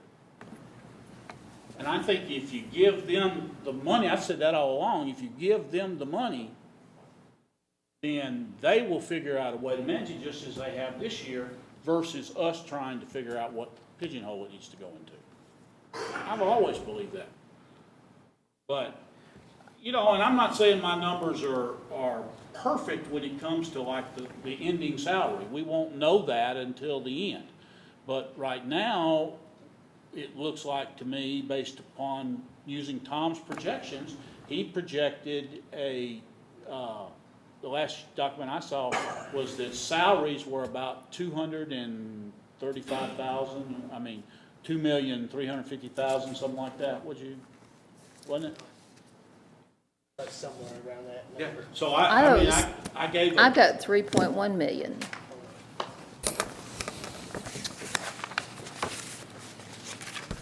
Now, was that salaries and taxes and benefits and everything? Yes, Is it that is, just salaries? it's salaries through the retirement account.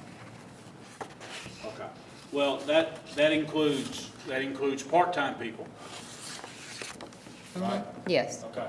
Well, that part-time people would be something that should be figured into the 800,000.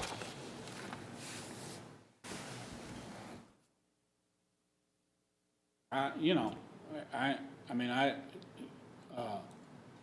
don't want part-time people to lose their job either, but the bottom line is that you know, if we gotta start making cuts, then how part-time people are used is something, it's like overtime. Overtime and part-time use of people are at his discretion. So he has to have the responsibility as part of that. I don't include those. I include only the salary and benefits and taxes pertaining to all of our full-time employees that we plan to continue. Okay, how about this? How about Tom and Mr. Hall meet with their people this week? They give them what they've spent this year and what they project for them to spend this year, and see if they can cut 10%. Or see what they can cut. Let's just, Next year? yes. I just want to, maybe I'm misunderstanding, but it sounds like you're talking about taking these actions for us to be able to continue to spend on the level that we're spending now. Is No. that fair? No, we spent a lot more than $800,000 this year. They'll have to cut. Shouldn't we cut this year, Oh, though? we've agreed that your numbers is about 600,000 this year that we spent, Over and above over and above what was, the mandate. that we had to But spend. Yes. we've already just talked about a $200,000 difference between mine and Donna's numbers, because I consider overtime and part-time people part of Wayne's discretionary spending.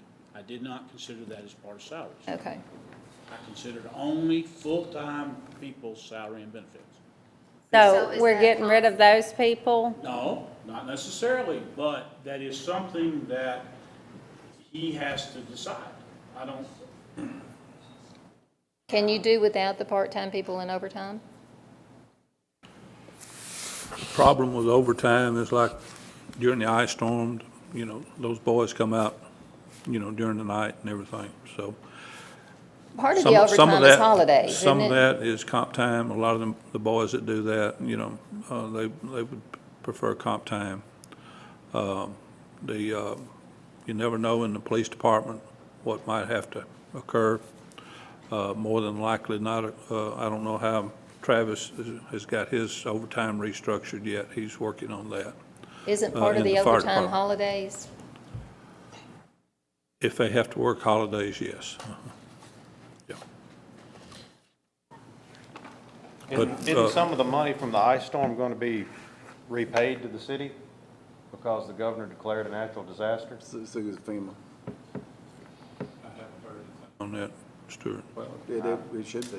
I believe, The news, you know, they were, Whatever Keith that I means. believe Keith has a tally of man hours that were used. We in- keep a tally of that when we do have the overtime on disasters or Mother Nature, you know, problems, you know, so. but that is something that, you know, I think I've probably stated many times that when we are that tight on these budgets, we can't control a natural disaster. We can't control, there's some things that we could never plan for.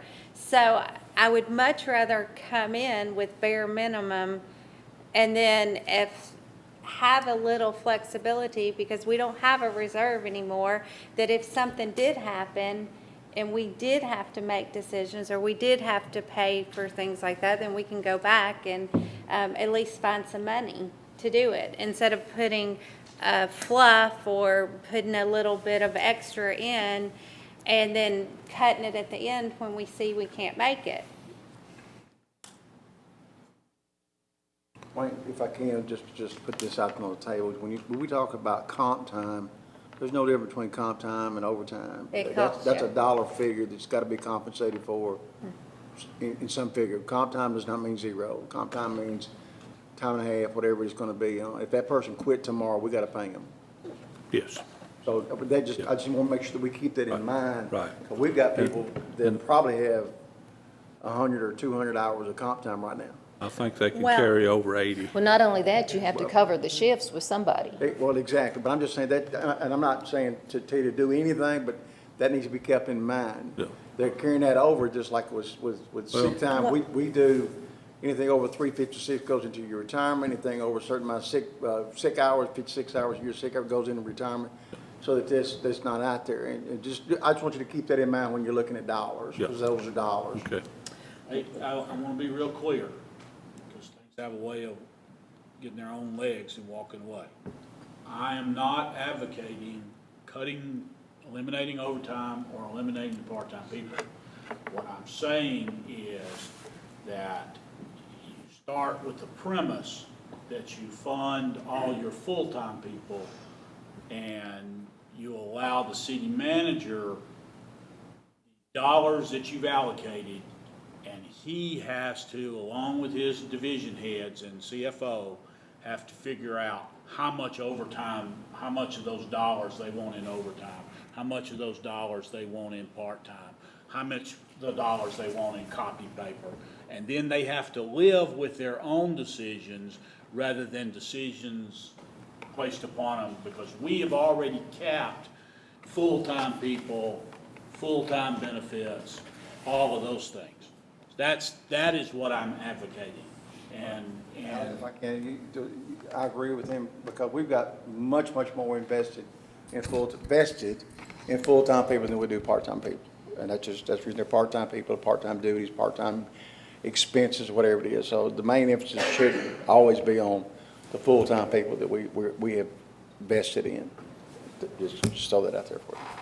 Well, and those are ways when we sit around the table and think of ways to cut, like comp time, it has to be used, it can't roll over. You have to use it, like where I work, you have to use it by the end of the year. You can't roll your comp time over. So maybe that's ways that we can find to save. So if they work, 2 weeks of comp time, they need to take 2 weeks off, Just to throw, something we talk about later, and I'm gonna shut up, but, because I missed part of it, and I apologize to everybody out there. I had other work engagement with the sheriff's department, but with the county, and you can correct me if I'm wrong, in Metro, when you start off, you get comp time. If you don't use it at the end of 30 days, they pay you for it, but I think they pay you straight time. Well, actually, no, I think I just got something where we only, Not us, but we have to Metro. I'm use talking the about comp Metro. time by the end of the month. I'm talking about- If well, we that's what- gained it, you have to, if you have to use it, and that way you're not carrying over, you're not having to, of course, pay out anything. So then you know exactly, so you don't have this expense hit your budget later on of all you're paying to cover the person, you're paying to, they're wanting to take all this time off. You have the 30 days to use your comp time. So Those are the that things I might think help. I mean, I don't know that it's going Well, to make our since budget, but. Since we have so much comp time, is there a way to lower the number of people on a shift? I don't know how this would I think we work. need to know, I mean, Tom would have to know how many comp days are lingering, out there. How do we wind up with comp time? What Not paying causes overtime. comp time? you can't pay overtime and you have a need for people to be there to perform the service. Like to come into these meetings. and making them sit here and listen to us. That's but y'all awesome. We should talk let- Give Larry comp time. He can have more time. Yeah. But how is it that we have so much comp time? Don't get overtime either. We don't pay overtime. Can we make the number of people on a shift? I know that, but why do we have so much overtime, is what I'm trying to get to. Well, for instance, when Lieutenant Russell was up here talking, okay? All right, we sent 2 officers to Memphis to pick up that prisoner. You don't send one officer that far by himself to pick up a prisoner, it's not safe. Sent 2 officers. The officer that went would have gotten comp time because he went past his shift. He worked, he came in, it took more than the 8 hours to go to Memphis and back and deal with the prisoner. So he would have gotten comp time because we don't pay overtime. But that's unusual. All right, prime example of something that happens on a weekly basis. Keith and Nicholas are back there in that room running the cameras. They both have a 40-hour work week, plus every hour they spend here doing this. Gotta give them comp time or pay them overtime. Court time, court's the same situation for the deputies, for the officers too. They show up to court, they gotta get paid, and they get paid in comp time. And this is every single week, or every 2 weeks, I'm sorry. How many of our, is all the department heads exempt employees? They're on salary. All salary, so they can't, okay.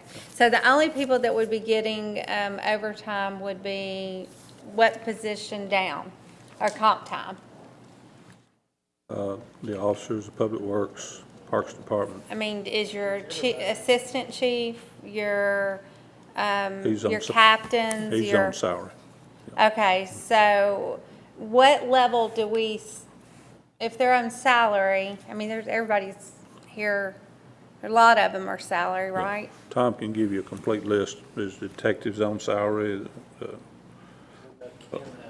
And the captains, captains, yeah. and then as far as I know, everybody else is hourly. So none of them get overtime, they're salary Right. cut, okay. And So- another overtime that really chews up, I think we've helped that recently with the purchase of the van transporting prisoners back and forth.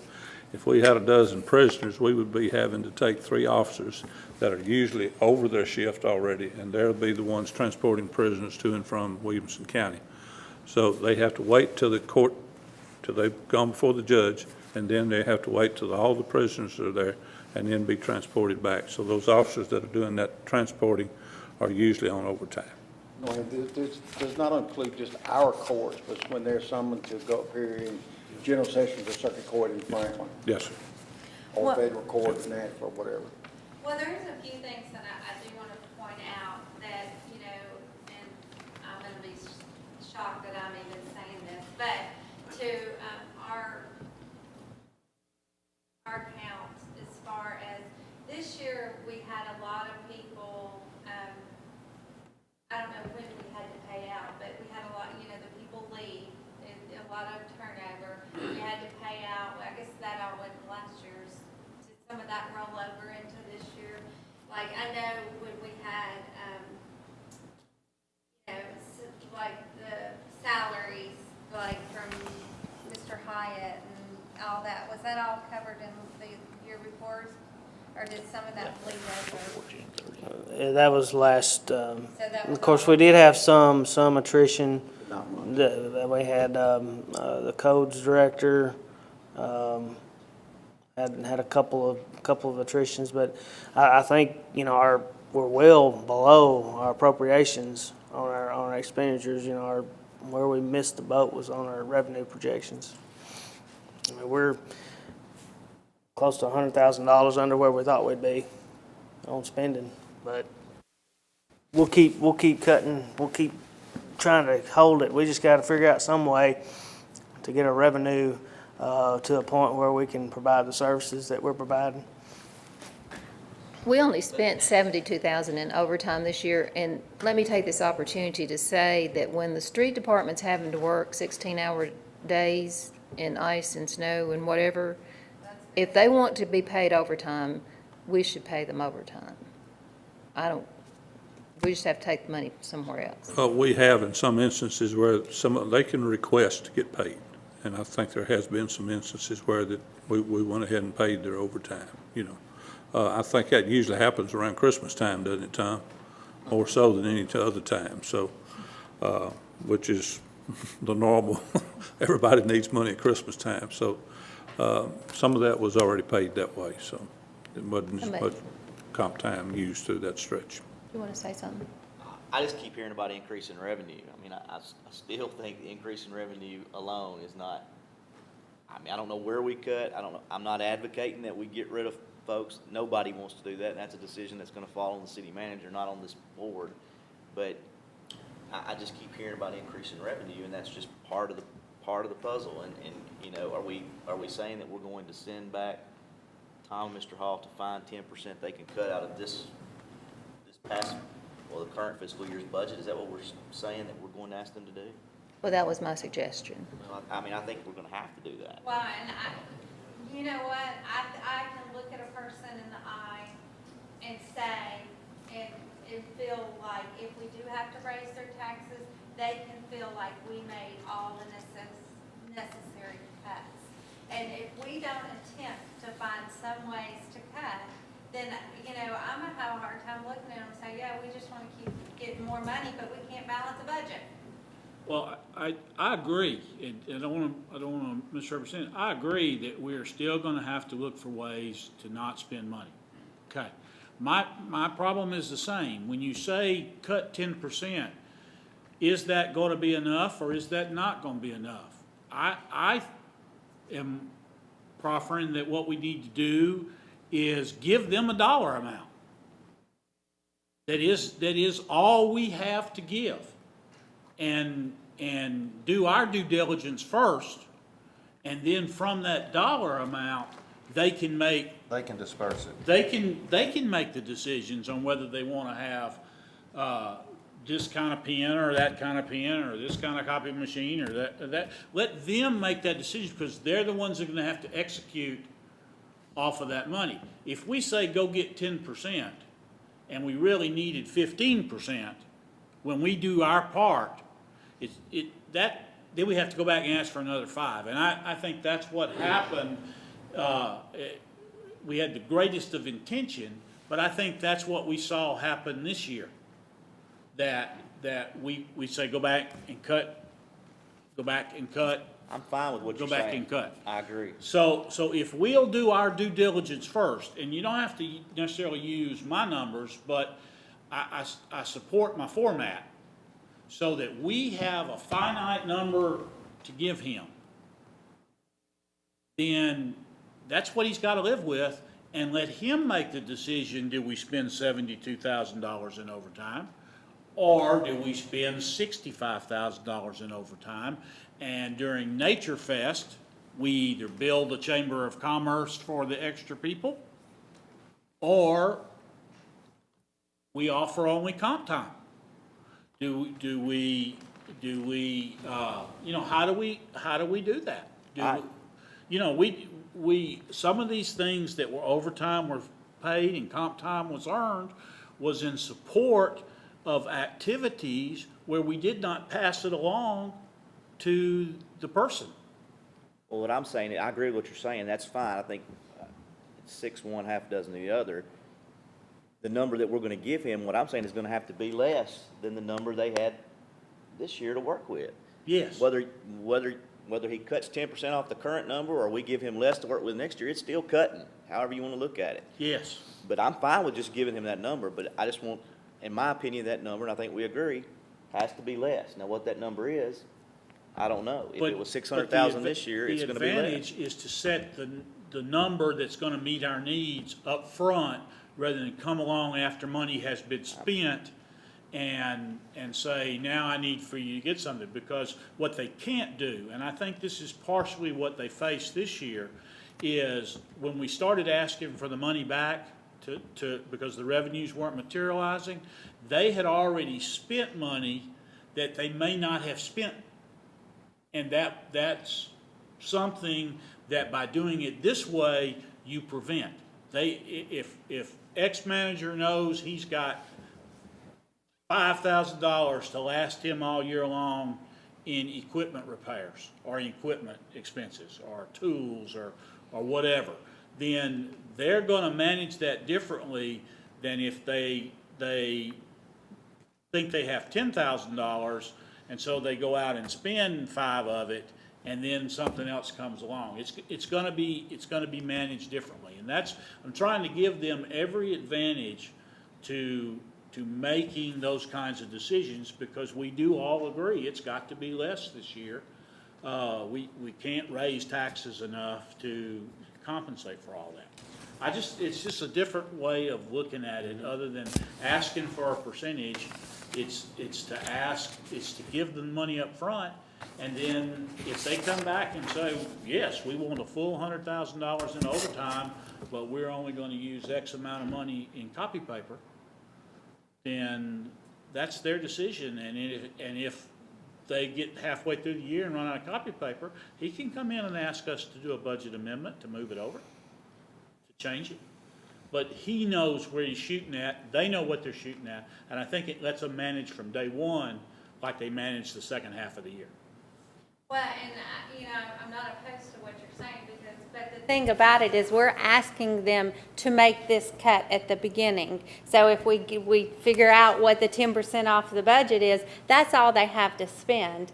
And we can't guarantee it at the end of the year, if, everything doesn't go as we plan, that there may not have to be other areas, but it's going to be pointing, pretty clear that this is what you have to work with. So whether we call it 10% or, 250,000 or 500,000, however you want to call it,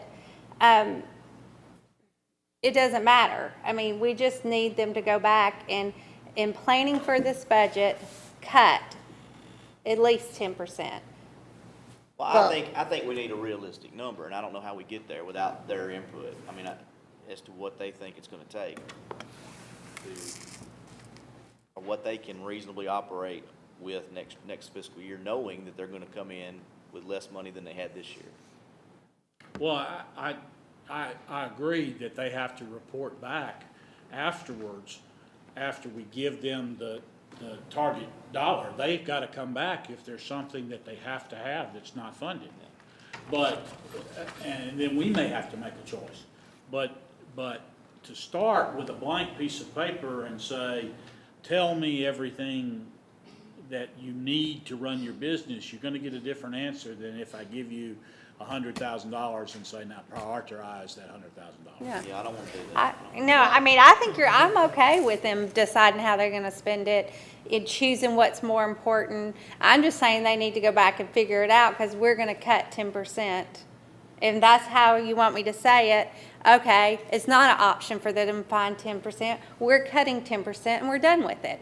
Figure out how you're gonna do it. When you And say 10%, are you I'm saying- just, are you're you doing an saying- arbitrary. I know, using your number, 10%, are Yeah. you saying 10% off the total expenditures for last fiscal year? Or are you saying 10% off of what they had left to spend, What we brought in this year, what we spent this year? what our actual revenue was this year. That's what the number we should work off. No, I'm talking about expenses. It's gotta be expenditures. I'm talking about Yeah. expenditures. Oh, okay. So are you saying to take 10% off of 5.3 million, which is what they're saying the total general fund expenditures were for this fiscal year? Or are you saying take 10% off of what they had to do their budget? Which are you saying? Because No. that's a big difference in numbers. If you're talking about $500,000, 10% of 5.3 million is $530,000. I'm saying as a budget as a whole, that we need to We don't only need to see- talk whole. We need to talk unassigned. And to me, they have $4,189,000 to spend to operate next year, and they need to come back and tell us what the number, the least that they can come in at. So using the 10% number just as a No, number. no, I took the 360,000 off of the revenue that we are saying we're gonna bring in, and that's what they've got. Let's say 4.2 million. So that's what I was about to say, you're talking about $300,000, and somewhere it's gotta be cut. Is that right? Off the revenue. And you just let them figure out all of the numbers. Let's don't get involved in who's counting what. They got 4.2 million, come back and tell us what they can give us, do for that. Well, you can do it that way. I think before they can do that, they have to, we have to give them some parameters about things that we will consider and won't consider. You know, like giving the employees a raise. I don't think that's a budget issue that we have to decide as a board. I don't think that's the city manager's call. He has to administer it. But the actual, whether the employees get a raise or not is the Board of Commissioners' responsibility. Well, That's how we wrote it. Yeah, but we approved it, but really that's probably oversight because I think the city manager should be able to determine or have some recommendation at least. You know, in my opinion, just as makes no sense that we wouldn't take.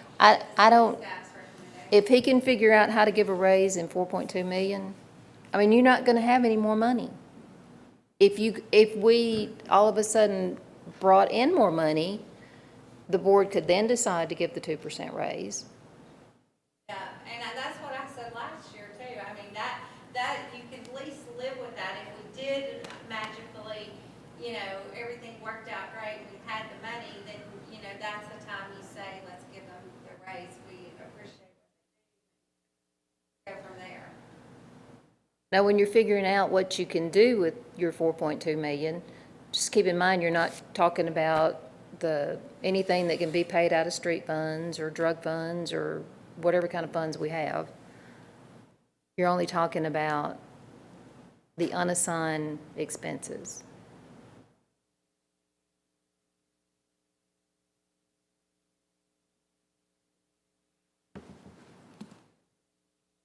Since, I mean, is it really 4.2 then, or is it 4.2 minus $500,000 for the debt service? All the revenue we bought in was 4.5 this year. So if you take the 360 off of it,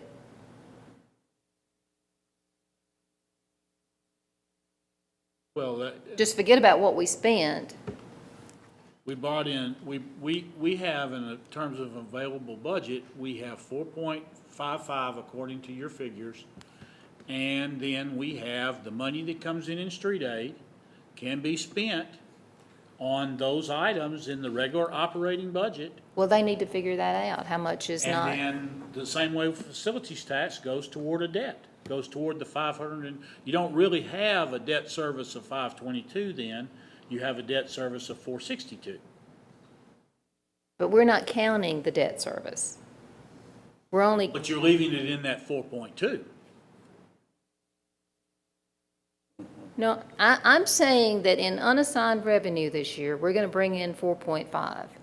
Right, And we're gonna take 360,000 out for reserves. okay. And that leaves them 4.2. They don't have to If you haven't taken work, debt service out, he's got to take debt service out. 24,000 is what we're gonna pay next year. Okay, so, and what I heard earlier was we plan to pay that from facilities tax. Ordinance says. I didn't think we could pay interest out of the facilities tax. I don't think we do now, do we?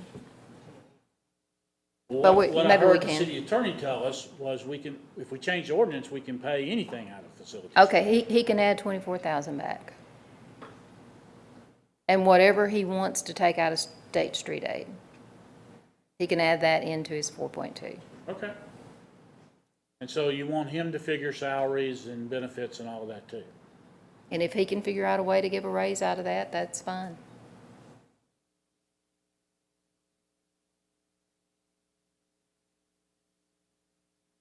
I love our employees, and I know it's a merit raise, but at some point, are we raising taxes with that? Are we not? Because if we're raising taxes, then we need to consider what we're gonna do. You know, I know a lot of the employees said they would have rather not had a 2% raise this year, and not had us up their insurance. But, you know, we ended up eating up the raise and still paying more insurance, so, I mean, I don't know, are we gonna increase taxes and still give a 2% raise to the citizens? I mean, the employees. Are we increasing the just buzzing citizens and giving the employees? Well, there's several ways to look at that. The answer is yes, we are. I mean, we can. But you have to think of the increase in taxes in a broader context. We haven't had any increases in taxes. We've actually lowered the taxes over the last 7, 8 years. We are not, despite what you may hear, that, and Tom's got the data, the tax rate in Fairview, while it may be smaller than, say, Franklin, it is smaller than 75% of the cities. And Mr. Torelli sent me a note today and had a good point in it. White Bluff, White House, which we continue to parrot ourselves against, their tax rate is twice as much, and people are still going in there.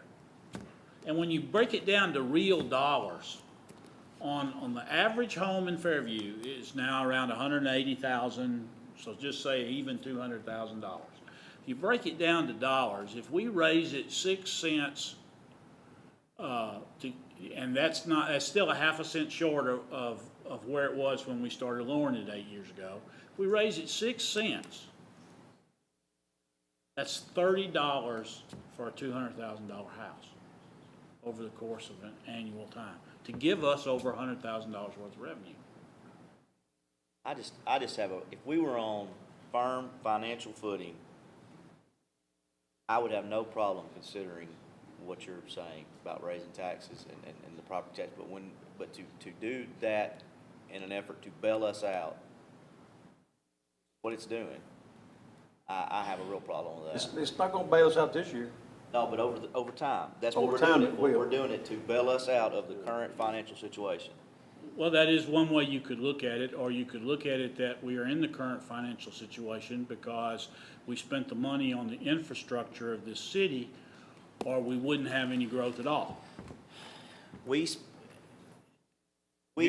built, I want to use a Field of Dreams saying, we build it and they will come. We built this thinking they would come, and they've not come fast enough to get here to keep up the revenue for the expenses for what we spend to keep this infrastructure up. I'm not complaining about it. I love it. I love that we have a nice city hall. I love that we have a nice fire hall, a great fire department. I love that we have the police department that we have. I love all of that. And when I need those folks, I sure want them to be there when I need them.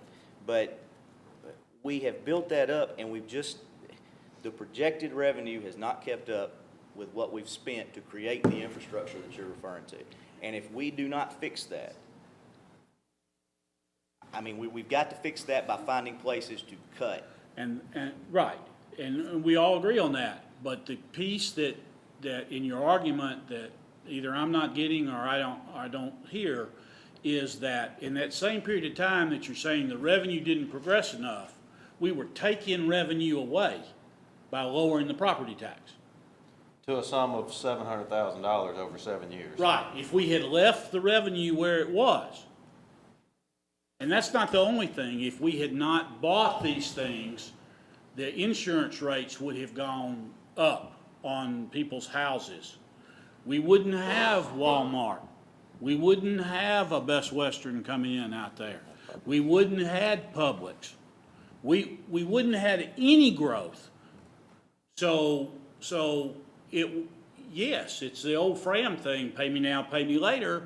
We gave the reduction, that's where part of the revenue went. I don't doubt that we spent the money. I mean, I voted for it and I stand by that the infrastructure in this town was crumbling. We had fire trucks we couldn't get parts for. The old fire trucks we sold, people bought for salvage value. We couldn't answer police calls. We had cars breaking down. Now, you can argue with me all day long about, you know, should we have done it or shouldn't we done it behind the scenes? But, you know, if you want a police car and it doesn't come, that's, you know, there's part of it that's not just the money. It's part of it is providing a safe, responsive community for people. And so I agree. The revenue is not materialized. But we also damaged it by lowering the property tax. So let's correct both things. Let's accept the revenue for what it is. Let's restore the property tax for what it should have stayed at all along and gradually build that back up. We can always take it back down at some point in time in the future. Why was it lowered? Because other taxing agencies, part of it was other taxing agencies in the county were raising, and we were trying to be helpful because we had reserve and we had money to pay for some of these improvements, so we tried to give people a break. And we had the highest tax rate in the county, and we still have the highest tax rate in the county. So what do you think about raising it? I'm 3 not- cents? I'm 30 not- cents rather. 3 or 6, either Or one. whatever it is that we're I'm proposing. not going to support it because I told the people I would not vote for it. Now, in what Alan's saying right there, I wish we hadn't have lowered it. Because if we hadn't have lowered it and just kept it status quo, now, the question is, would the money still be in the bank? Or would we have found somewhere to put it? Would we have spent it on something else? I can't answer that. But I will not oppose this board making a decision to put that back in. Because especially what he's talking about proposing, that you're not even going to take it back to where it was. But the difference in why we have the highest tax rate in the county, you have to look at it from a different perspective. It's all based on property values.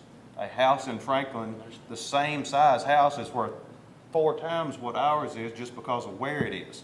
So their rate is 55 cents, and it's probably been that for 20 years, where we're paying in the 60s. Understand?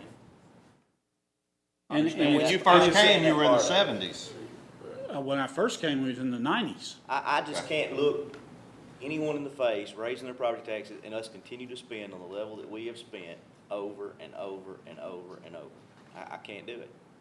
Well, and one thing is, we've added a lot of great things to our city, and I'm not questioning that, but I cannot sit there and say the reason people are coming is because of everything we did, because there was a period where we were not building and they weren't coming because the economy affected a lot of communities.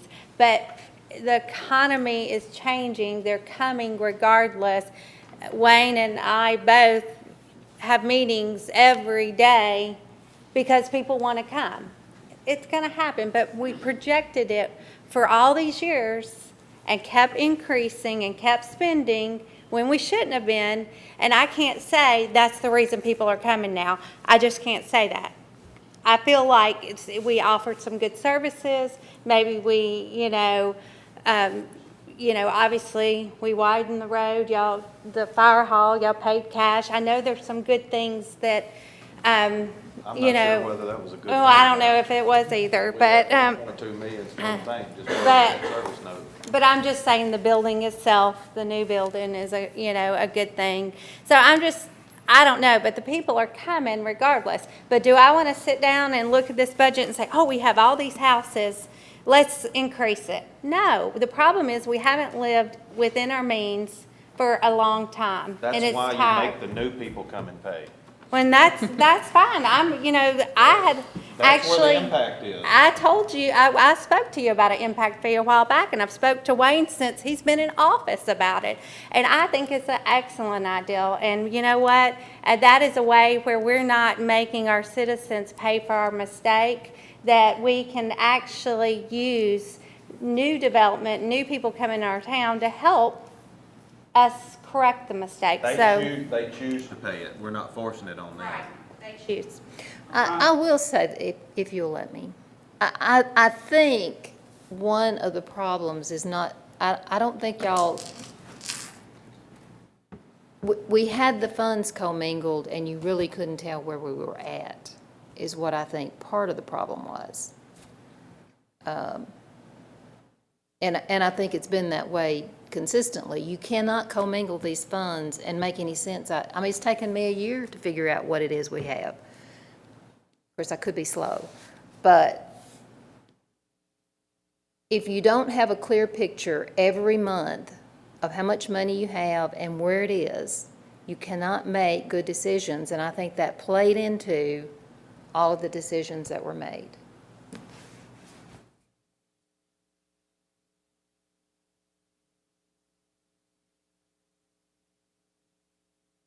Mr. Purcell, did you have something to say that I interrupted you? All I was gonna say, Donna, was that I don't think that I think you're right, that part of it, we could improve. We might have made some different decisions. But I disagree a little bit with the mayor in that I know for a fact that Publix would not be sitting here if we had not built that road. I know for a fact.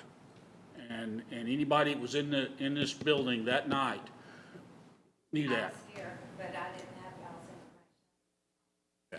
Then they were at the back and they were going out the door. And I could be wrong, but I believe that if that center hadn't been built and Publix had not agreed to be the cornerstone there, none of the rest of this would happen. And we've sat empty, Publix has sat empty for a long time. I mean, it didn't bring us the growth. They couldn't even fill out their space. Well, that's not Publix, that's the developer. That's the Yeah, developer. I know, but I'm just saying, I mean, I love Publix, good. But the road, that's not even the question. We haven't even talked about that little road. I mean, I was not sure. But the point is that you said that you're not convinced that people are coming for the things that we have already built.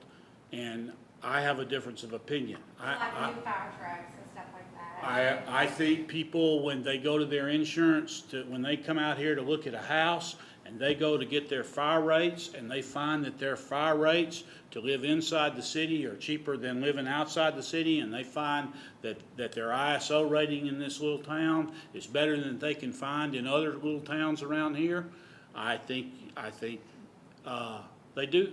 I think that does factor into their decision. I think, just to throw this out there for you, and I don't have the numbers on it, but probably the property tax increase per home was probably offset by almost that much by the reduced rate in their insurance from the ISO rating dropping 3 points. Am I close? 2 points, I think 2 points. 2 points. Because that's pretty massive when you look at it from a 7 to a 5 and things like that. So that's kind of offset right there. But to go back to what Alan was said, if people don't understand the reason that road had to be built here in order to get Publix was because TDOT would not allow them the entrances into that. They were only going to give them one, and for one, they weren't going to come. And to me, not necessarily that income that we're making from tax dollars, which is just growing. And they're adding places every day over there. Mapco's one. We got other people coming on this side. But we're looking at almost 200 jobs. And that's going to be growth that's going to come here. Mayor, you're smiling. Go ahead and say what you No, I say I love Publix, and I'm glad they're here, and I think it was a great thing that Publix came. Let me finish what I was going to say, because it's a positive type thing, because it's one reason that people are here. One reason that Walmart is here is because we've got the number of homes that we're going to be building. That was a tough decision made 10 years ago by some guys that was here before I was. They wouldn't be building if there weren't going to be homes here. And we're looking now at how many subdivisions are starting. And without infrastructure, you're not going to have, you can't start something without infrastructure being in place. You can't start it. So, I agree with everything everybody's saying. We need to cut back on what we're doing. We're gonna have to grit our teeth till we start getting the income in that needs to be where it's at. We need to be realistic about everything that we're looking at, period. That's all it is to it. I don't think we have to fire anybody. I think we have to work smart. You know, it's just so smart or hard, you know, what you gotta do. But there's some things you have to have in place to be able to grow. And we're gonna grow. They're going, look, you said it yourself, Mayor, they're coming. They're coming, so you're gonna have to have infrastructure for them. I don't care what you do. I think the census thing's gonna be one of the biggest boosts we're gonna have if we take the census at the proper time, because I know we've grown. And we're talking about a lot of money when you start going over that 9,000 and 10,000 people mark. So I agree with just about everything you say. We gotta cut back, we gotta look at the growth of what we're gonna do in it. But there's when you make bad decisions for a long time, then you have to start really making tough decisions. And that's where we're at. For a long time, we didn't take care of the infrastructure like we should have taken care of it on a regular basis, on a yearly basis, whatever. And then we were hit hard in the pocket, because this is what you gotta do. So, you can swing it over there. So we haven't discussed the special census. Are we ready for y'all to take action on that? I don't think Put we it on should your do- agenda, or, I'm sorry, I don't think we should do anything until after school year's over, because that, people that are gonna move here are gonna move here. okay. We'll have a little bit better projection on people, the building fund this year, and I think we can do another, we're gonna automatically have another one in 5 years anyway. It's a 10-year rollover. Am I right, Wayne? 2020, we should have Yes, another sir. one this And year. let me say this, every town in our county has already done a special census. Tom and I kind of disagree. I'd like to see it happen in the fall. Tom would like to see how the growth happens and give us a chance. If we can get through the budget process and have enough money to operate, the one thing that I'm still confused on is how quick those funds will come to us once the census is done. We have a plan that we can do the census with our police department, fire department employees. There's a lot of citizens that would fall in and help us. I think we can get it done a lot cheaper than even Thompson Station had it done. I already have the packet that Mrs. Giroux sent me the other day, that she's the one that does it for the city of Franklin. And I think you saw it yesterday. I did. So one of the key things there is the expense of postage. And if we do this, but with legwork and then our employees, I think we can save a lot of money in postage, because she had 60,000 letters come back. But I'm just, that's gonna happen, and we're gonna grow, and those funds are gonna come in here. Now, it's not gonna happen tomorrow or the next day, but we're missing the boat if we don't do a special census and look at that number, because I think, Tom, wasn't one of the numbers that if you just go tops over, is it 9,000? That it's gonna mean 100,000 more a year? If we get 900 to 1,000, we'll, I mean, that's all we're talking about. That's not that many when you're looking at that. And if you start adding that times 1 year, 2 years, 3 years, 4 years, and the increase is gonna be on top of that each and every year that you're gonna do it. Because in 5 years, we need to go take a real serious look at that. Because since the one that I seen for Williamson County, was it by 2020, somebody kept me right here, 24, I don't want to block, it's 600,000 people. I remember when Nashville didn't have 600,000 people. This area is going to grow. It's going to grow exponentially more than anything else around here. And I think we're in a unique position because we're one of the only things that are left, especially that's in a municipality in this county. So that's just food for thought.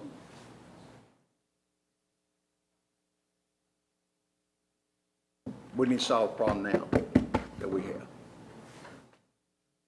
But you better look down the road too, at the same time. But we need to solve the problem. We got a deficit right now, we need to handle it, whatever we need to do.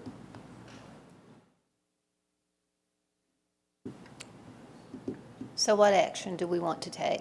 And by the way. Give it Public- back to- I'm sorry, Public said they had the best Easter they've ever had, so just go ahead. And by the way, that's the best thing that y'all did, is getting Publix here. Yay.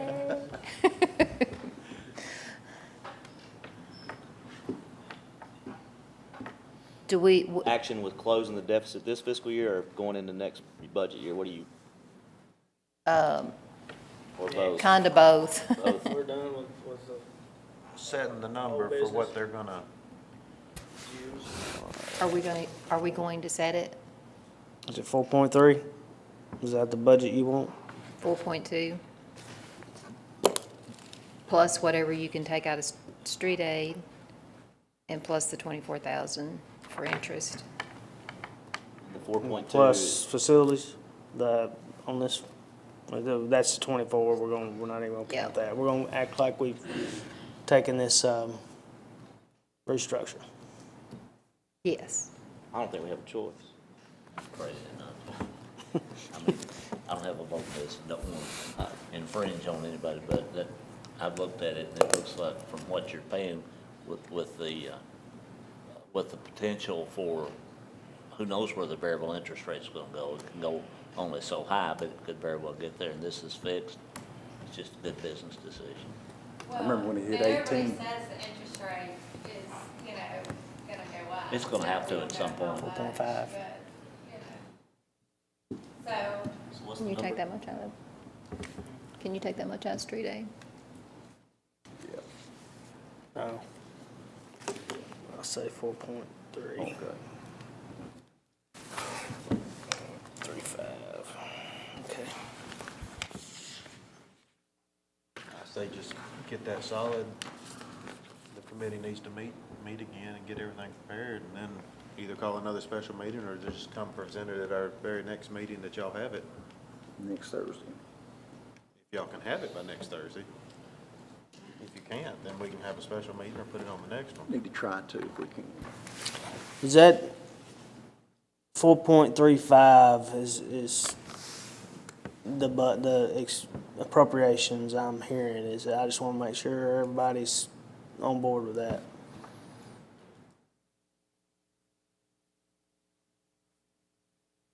What's, Thought Donna said 4.2. Plus, plus the state street aid, plus the 24,000. Whatever they're gonna take out of state street aid to spend. That puts us back up to 4.3. Okay, 4.3. what is that in relation to what we had to work with this past fiscal year? That's 360,000 less. Less? Less. I think that's a fair number.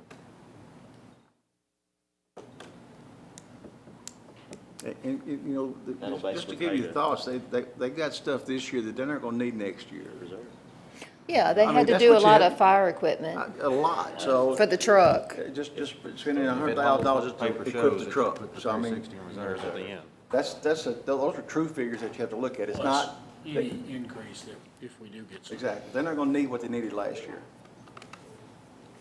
So I don't think they'll have a problem cutting it. If they look at it like that. So can y'all do it in a week, or do you want 2 weeks, or what? I'd like 2 weeks. That was quick. How about 3? I'm joking. I hope to have something in 2 weeks. Just make it as accurate as you can, so we move forward. Any other discussion? Motion to adjourn? Move to adjourn. Second. All in favor? Aye.